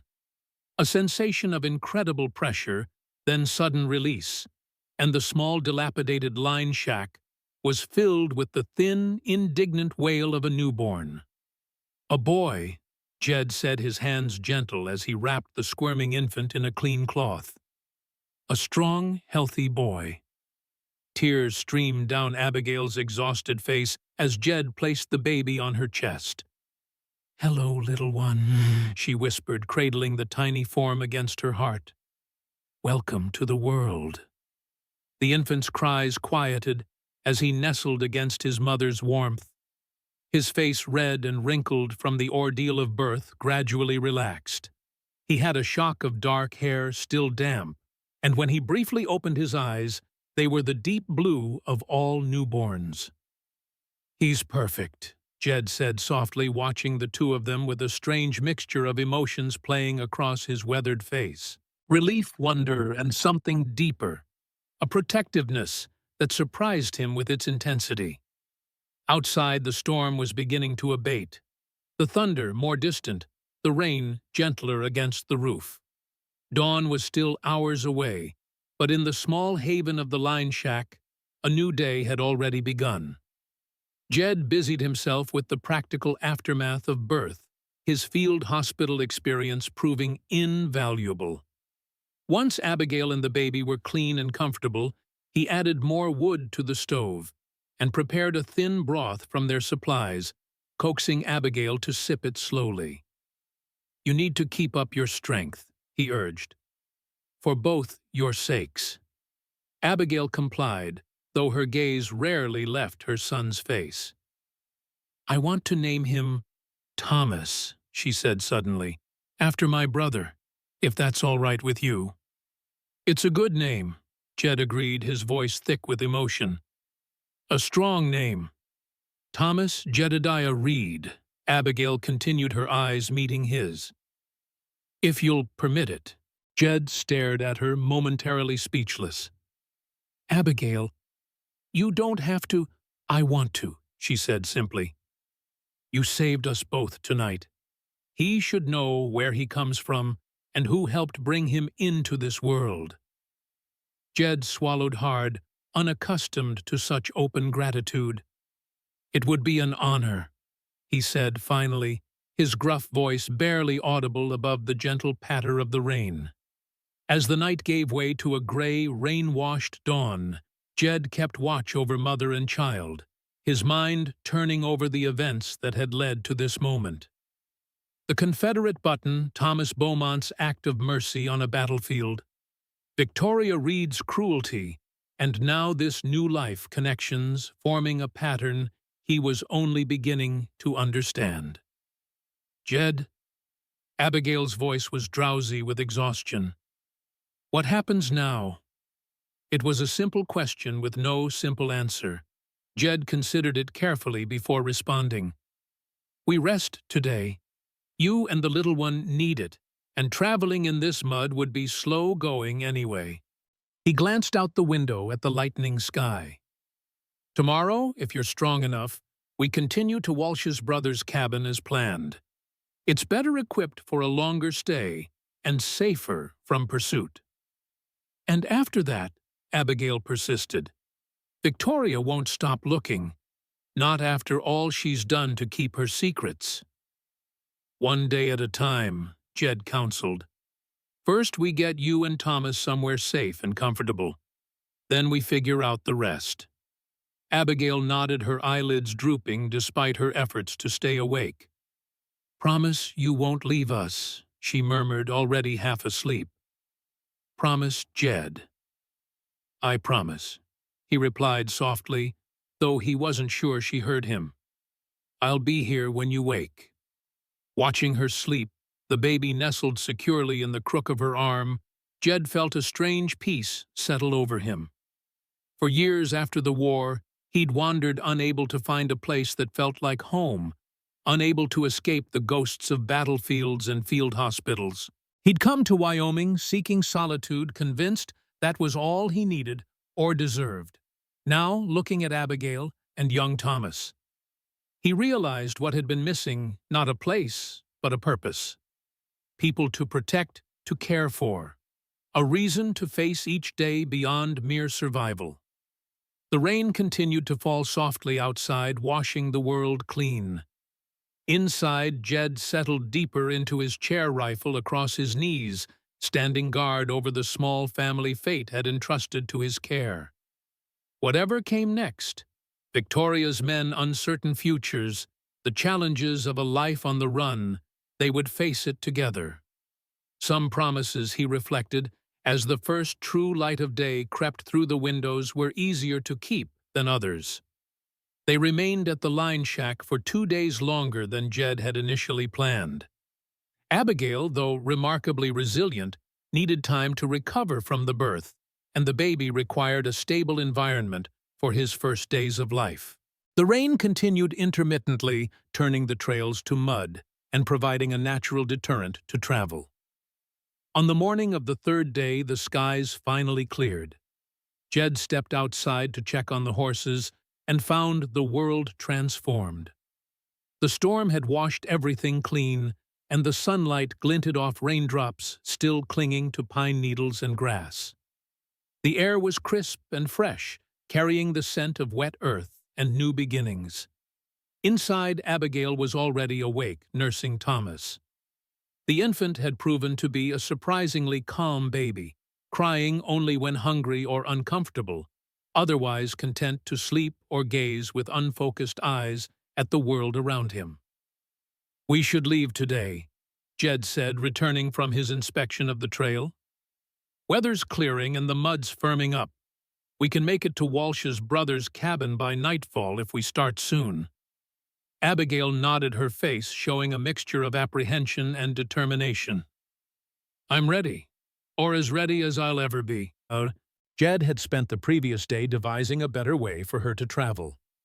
Using spare rope and canvas, he'd fashioned a kind of sling that would allow Abigail to carry Thomas securely against her chest while riding, leaving her hands free for the reins.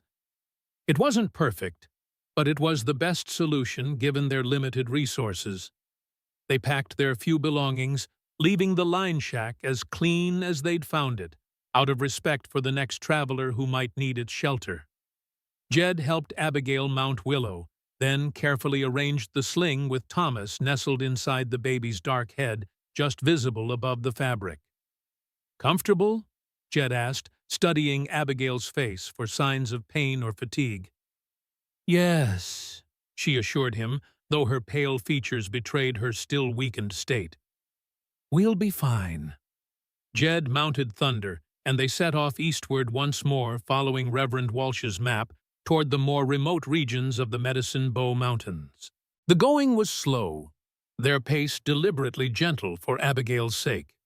They stopped frequently to rest, to allow her to nurse Thomas, and to give the horses a break from the increasingly steep terrain. By mid-afternoon, they had left the rolling hills behind and were climbing steadily into the mountains proper. Pine forests closed around them, the trail narrowing to little more than a game path in places. The air grew cooler as they gained elevation, and Jed kept a watchful eye on Abigail, concerned about the baby's exposure to the chill. "Just a few more miles," he encouraged when they paused beside a small stream to water the horses. "The cabin should be just over that ridge."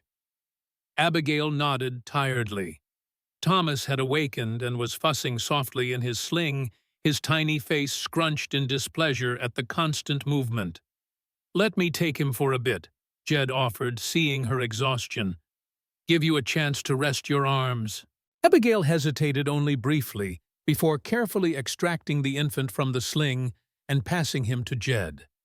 The former soldier cradled the tiny form with surprising gentleness, his large weathered hands dwarfing the newborn. "Hello there, young Thomas," he murmured, settling the baby in the crook of his arm. "Giving your mama a hard time, are you?" As if in response, Thomas's cries subsided, his tiny hand curling reflexively around Jed's finger. The simple gesture struck Jed with unexpected force. This instinctive trust, this complete dependence. It had been so long since anyone had needed him this way. "He likes you," Abigail observed, a small smile lifting the corners of her mouth despite her fatigue. "Just recognizes another troublemaker," Jed replied gruffly, though his eyes never left the infant's face. "We'd better get moving. Daylight won't last forever." They continued their journey, Jed now carrying Thomas securely against his chest, the baby apparently content with this new arrangement. The trail grew steeper, winding through dense forest, before opening onto a small plateau. There, nestled against the mountainside with a view of the valley below, stood a cabin substantially larger and sturdier than the line shack they'd left behind. "That's it," Jed said, relief evident in his voice. "Walsh's brother's place." The cabin was well built with a covered porch and chimney of fitted stone.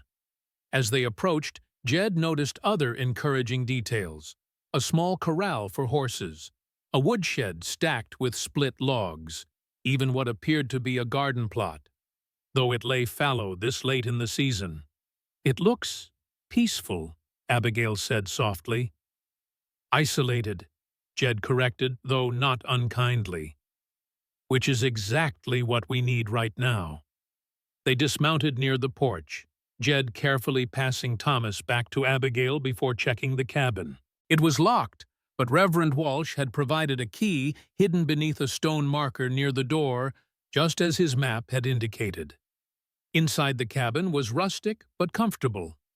A large main room held a stone fireplace, a wooden table with chairs, and several shelves stocked with preserved foods and basic supplies. A narrow staircase led to a loft that Jed discovered contained 2 small bedrooms. The entire space smelled of pine and wood smoke, a welcoming scent that spoke of safety and comfort. "It's perfect," Abigail breathed, stepping inside with Thomas held close. "Better than I expected," Jed agreed, already moving to light a fire in the fireplace. "Walsh's brother must use it more often than the Reverend implied." While Jed settled the horses in the corral and brought in their supplies, Abigail explored the cabin more thoroughly.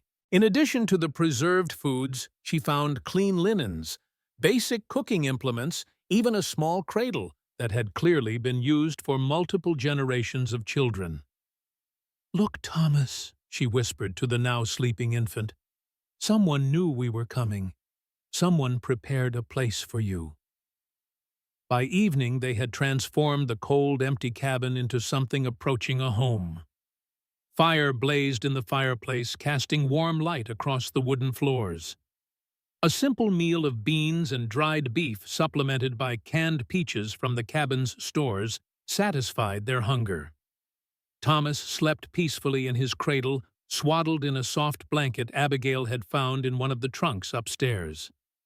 For the first time since fleeing Victoria's house, Abigail allowed herself to truly relax. The constant tension of fear and vigilance eased from her shoulders as she sat before the fire, a cup of hot tea cradled in her hands. "We could stay here," she said suddenly, looking up at Jed, who stood by the window, his habitual watchfulness never quite abandoned. "Not forever, but for a while, until Thomas is stronger, until we figure out what comes next." Jed turned from the window, his expression thoughtful. "It's isolated enough. Game in these mountains for fresh meat. Water from the stream nearby." He nodded slowly. "Yes, we could stay, at least until winter sets in proper. And Victoria, even if she manages to track us this far, which isn't likely, one man could defend this position against several." Jed's eyes moved to the sleeping infant. "You and the little one will be safe here. I promise you that." Abigail studied him in the firelight, this man who had become in such a short time the foundation of her world. Strong, reliable, a man of few words but absolute integrity. The kind of man who kept his promises, no matter the cost. "I never thanked you properly," she said softly, "for everything you've done." Jed shook his head, uncomfortable with gratitude as always. "No need for thanks between friends." "Is that what we are, Jed, friends?" He met her gaze, something unspoken passing between them, an acknowledgement of the bond that had forged in danger, and deepened by shared purpose. "Yes," he said simply. "Friends, family maybe in a way, thrown together by circumstance, but choosing to stay." Abigail smiled, satisfied with this answer. It wasn't romance, both carried too many scars for that, at least for now, but it was something perhaps more enduring, a partnership born of mutual respect and shared adversity. "Then, as your friend and family," she said, "I insist you take the larger bedroom upstairs. I'll use the smaller one, and Thomas can stay in his cradle beside me." Jed started to protest, but Abigail held up a hand to stop him. "You've slept on the ground or in that uncomfortable chair for days, Jed. You need proper rest as much as I do, especially if you're planning to hunt tomorrow." Recognizing the determination in her voice, Jed conceded with a slight smile. "Yes, ma'am." As they prepared for the night, settling into their respective rooms, a sense of tentative peace descended on the cabin. Outside, stars emerged in the clearing sky, a vast canopy of light above the darkened mountains. Inside, the fire burned low, its embers casting a gentle glow across the sleeping infant in his cradle, his tiny chest rising and falling with each breath. In her small room, Abigail drifted toward sleep, her body still recovering from birth, her mind finally allowing itself to rest now that safety had been found.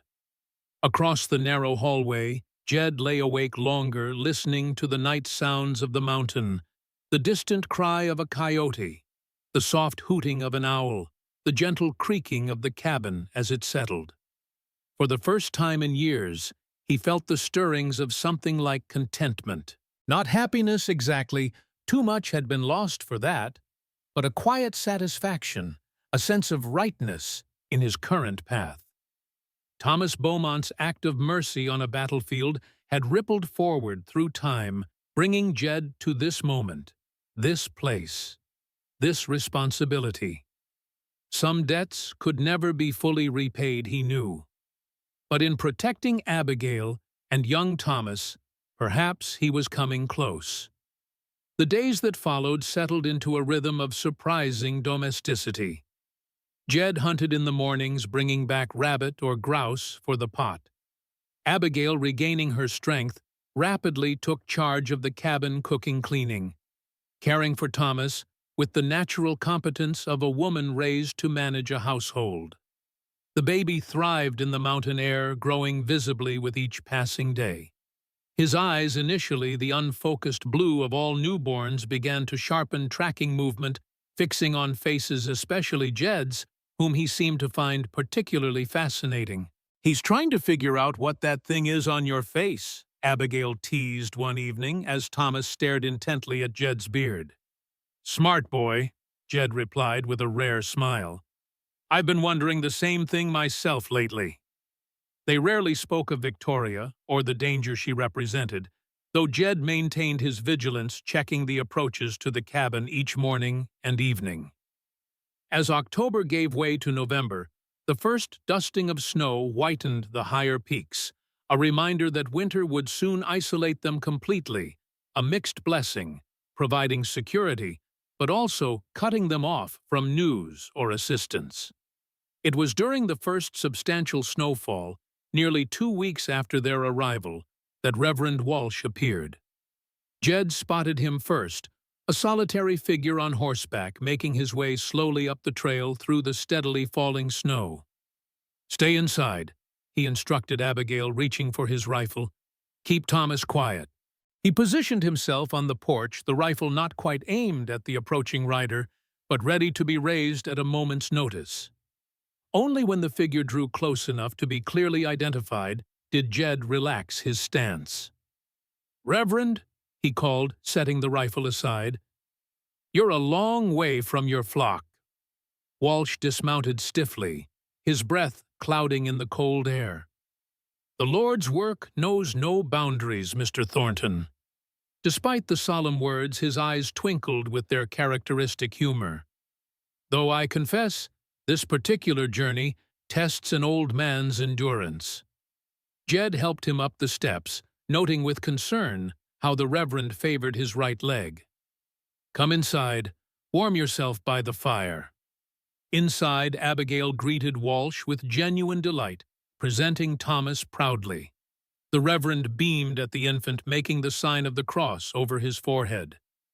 "God's blessing on you, young Thomas," he murmured. "Born in a storm, but destined for calmer waters, I think." Once settled by the fire with a cup of hot coffee in his hands, Walsh shared the news from town. "Victoria Reed has intensified her search," he reported grimly. "The men she hired, bounty hunters, essentially have been questioning everyone who might have knowledge of your whereabouts." Jed's expression darkened. "Anyone talk? Not that I'm aware of. Most folks in town have little love for Victoria, whatever face they may present to her." Walsh sipped his coffee, his weathered face serious. "But these men are persistent and well paid. They've expanded their search to include the neighboring counties." "Have they been to your church?" Abigail asked, cradling Thomas protectively. "Asked you directly." "Indeed they have. I told them I'd heard you were headed for the Dakota Territory, planning to catch a train east from there." Walsh's eyes crinkled slightly.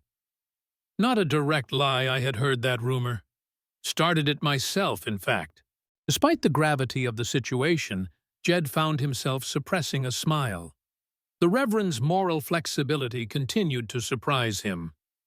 "There's more," Walsh continued, his expression sobering. "Victoria is claiming the child Thomas is legally a Reed by blood, and therefore under her guardianship as next of kin." "That's absurd," Abigail protested. "Thomas isn't Gabriel's son. He has no Reed blood at all." Victoria is now claiming otherwise. She's telling anyone who will listen that the child is indeed Gabriel's, and that your claims to the contrary are the desperate lies of an unstable woman. Jed's jaw tightened. Can she make such a claim stick legally? It would be difficult without proof, Walsh admitted, but not impossible, especially with her resources and connections, if she were to gain custody, even temporarily. She never will, Jed said flatly. I won't allow it. The Reverend nodded, unsurprised by Jed's vehemence. There may be a way to resolve this without violence or endless flight. He reached into his coat and withdrew a folded document. I've taken the liberty of drafting this. It's a formal statement declaring the truth of Thomas's parentage and formally appointing Mr. Thornton as his legal guardian should anything happen to you, Mrs. Reed. Abigail took the document, scanning it quickly. This would need to be notarized, witnessed. My brother Jacob is a notary public among his other qualifications. Walsh smiled slightly. That's one reason I suggested his cabin as your refuge. He'll be arriving tomorrow, weather permitting. He can notarize the document and witness your signature.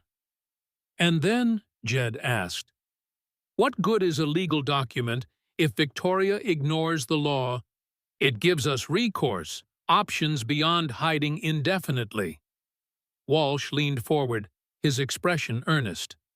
Once the document is properly executed, I'll have copies made. One will remain with you, one with me, and one will be filed with the territorial court in Cheyenne. Victoria has influence there too, Abigail pointed out. Yes, but she's not the only one with connections. Walsh's eyes held a glint of steel beneath his kindly exterior. My brother served with the current territorial governor during the war. They maintain a correspondence. Jacob believes the governor would be interested to learn of Victoria Reed's activities, particularly her hiring of armed men to pursue a young mother and her newborn child across territorial lands without legal authority. Jed exchanged a glance with Abigail, hope and skepticism mingling in their expressions. It sounds too easy, he said finally. Victoria isn't a woman to be thwarted by legal maneuvering. Not easy, no, Walsh conceded the point with a nod. But possible.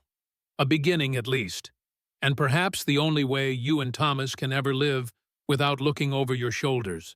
Abigail looked down at the sleeping infant in her arms, then back to the Reverend.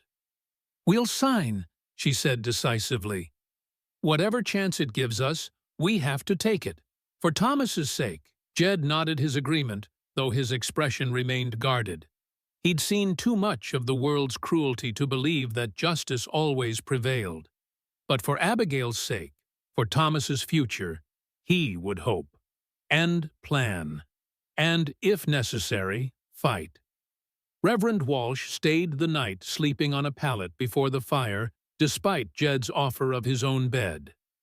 The old man's presence brought a sense of connection to the wider world, a reminder that they were not entirely alone in their struggle. In the morning, the snow had stopped, leaving the forest transformed a pristine white landscape glittering in the sun.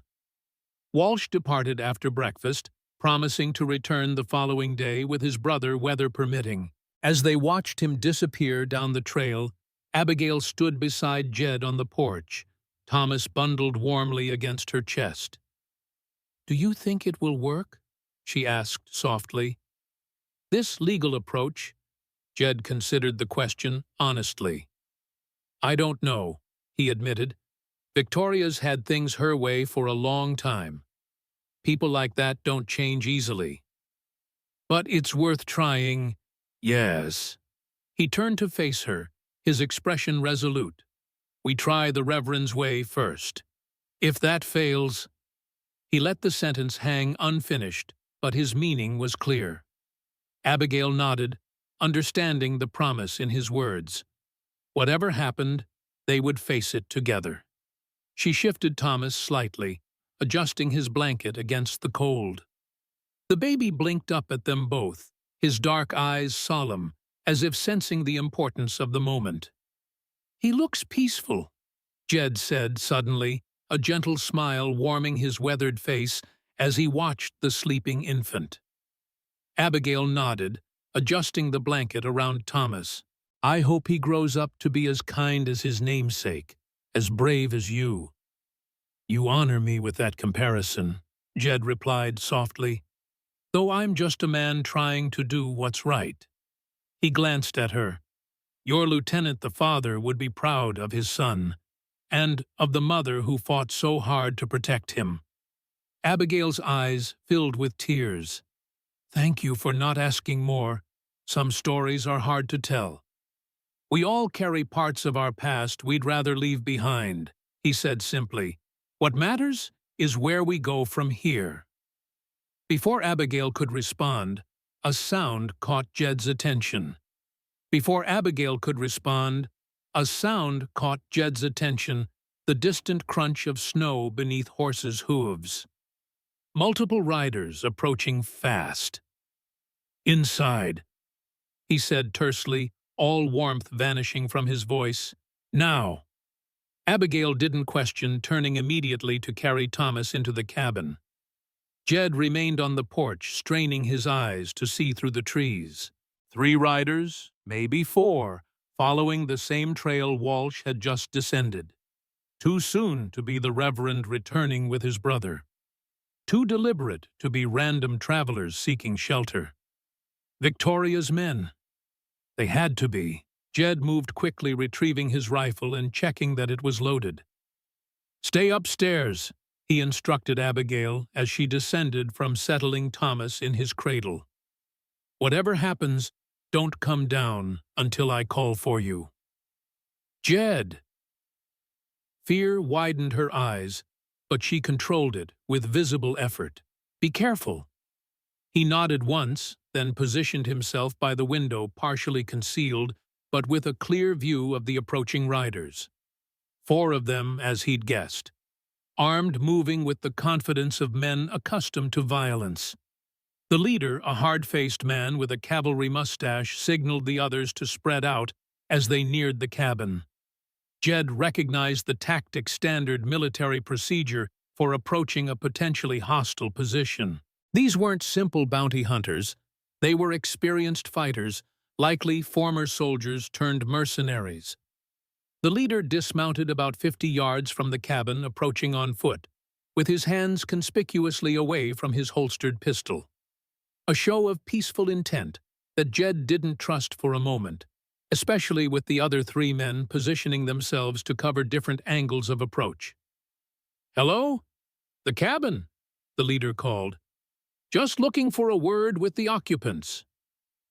Jed remained silent, watching as the man advanced another few steps. "Name's Sheridan, Captain James Sheridan, formerly of the Union Army," the man continued. "I represent Mrs. Victoria Reed of Sweetwater County. She's looking for her daughter-in-law and grandchild." Still. Jed made no response, though his finger tensed slightly on the rifle's trigger. Sheridan stopped about 30 yards from the porch, his eyes scanning the cabin windows. "We know they're here, friend." Reverend Walsh was followed. "No need to make this difficult. Mrs. Reed just wants to ensure her grandchild's welfare." At the mention of Walsh being followed, Jed's stomach tightened. Had the Reverend led these men here intentionally? No, impossible. More likely they had tracked him without his knowledge, waited until he left, then made their approach. "Nobody here by those names," Jed called, finally keeping himself concealed. "Just me, and I don't take kindly to armed men surrounding my property." Sheridan smiled, a cold expression that didn't reach his eyes. "Come now, Mr. Thornton. We know Mrs. Abigail Reed is here along with the infant Thomas Reed. Mrs. Victoria Reed is prepared to be generous $1,000 for their safe return to her care. No questions asked about your involvement." "Not interested," Jed replied flatly. "Suggest you move on before the weather turns again." The captain's smile faded, his face hardening. "Don't be a fool, Thornton. That's not your child in there. Not your woman. Why risk your life for them? Take the money. Walk away." In the silence that followed, Jed heard a soft sound behind him.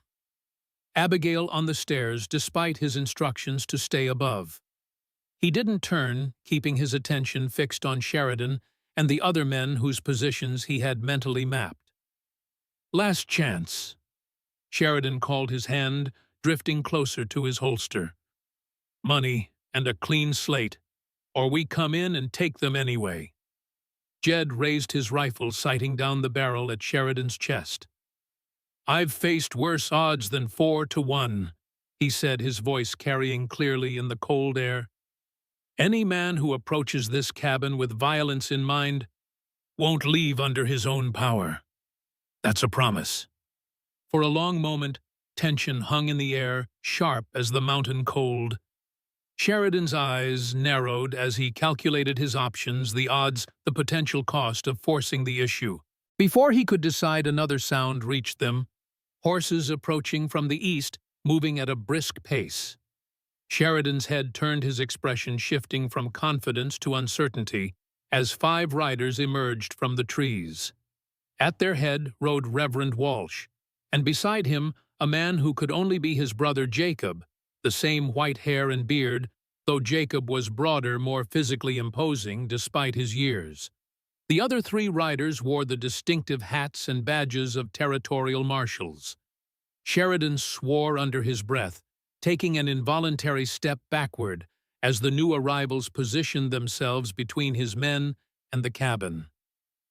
Captain Sheridan, Walsh called, his usually gentle voice carrying an unusual edge. How surprising to find you here. I don't recall mentioning my destination to you or your employers. Official business, Reverend, Sheridan replied, attempting to recover his composure. On behalf of Mrs. Victoria Reed, seeking the return of her grandchild. Interesting. Jacob Walsh spoke now, his voice deeper than his brother's, but with the same measured cadence. Because I have here a warrant from Territorial Judge Wilson, authorizing the arrest of any armed men found harassing the occupants of this cabin. He withdrew a folded document from inside his coat. Signed yesterday at my request, quite specific in its details. One of the marshals dismounted, moving to stand beside the Walsh brothers. Captain Sheridan, I'm Marshal Tanner. You and your men are in violation of territorial statutes regarding the bearing of arms with intent to intimidate. I suggest you depart immediately or face arrest and detention in Cheyenne until Judge Wilson returns from circuit. Sheridan's face darkened with barely suppressed fury, but he was outnumbered now, outmaneuvered. This isn't over, he said, looking past the marshals to the cabin where Jed still stood, rifle raised. Mrs. Reed doesn't give up what's hers.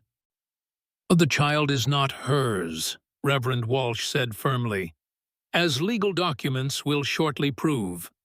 Now go, Captain, before my patience, or Marshal Tanner's, is exhausted. With a curt gesture to his men, Sheridan retreated to his horse. The 4 riders departed the way they had come, their stiff backs and frequent backward glances promising that this confrontation was merely postponed, not concluded. Only when they had disappeared from sight did Jed lower his rifle, his body sagging slightly as tension drained from his muscles. Abigail moved to stand beside him, her face pale but composed. Is it over? She asked softly. Jed glanced at her, then out at the approaching figures of the Walsh brothers and the marshals. No, he said honestly, but perhaps the odds just shifted in our favor. Outside, the sun emerged from behind clouds, its light catching on the fresh snow, transforming the battlefield that might have been into a scene of pristine beauty. Thomas's cry drifted down from upstairs, hungry, insistent, alive. A new voice in an old conflict demanding his place in the world. Jed's hand found Abigail's, squeezing gently. Whatever came next, Victoria's continued machinations, legal battles, the uncertain future of a woman alone with a child in this harsh territory, they would face it together. Not as strangers thrown together by circumstance, but as a family forged in adversity, bound by choice rather than blood. The past had long shadows, as Jed had once told Abigail. But standing in the doorway of the mountain cabin, watching the Walsh brothers and Marshalls approach through the snow-bright morning, he found himself looking not backward, but forward, toward spring, toward growth, toward possibility, toward a future where a child named Thomas Jedediah Reed might grow up knowing peace rather than conflict, love rather than bitterness, truth rather than secrets. A future built not on the foundations of war and division, but on the quiet heroism of ordinary people choosing compassion over cruelty day after day. It was Jed reflected as he stepped onto the porch to greet their unexpected allies worth fighting for, worth living for. And for a man who had spent years merely surviving, that realization was perhaps the greatest victory of all.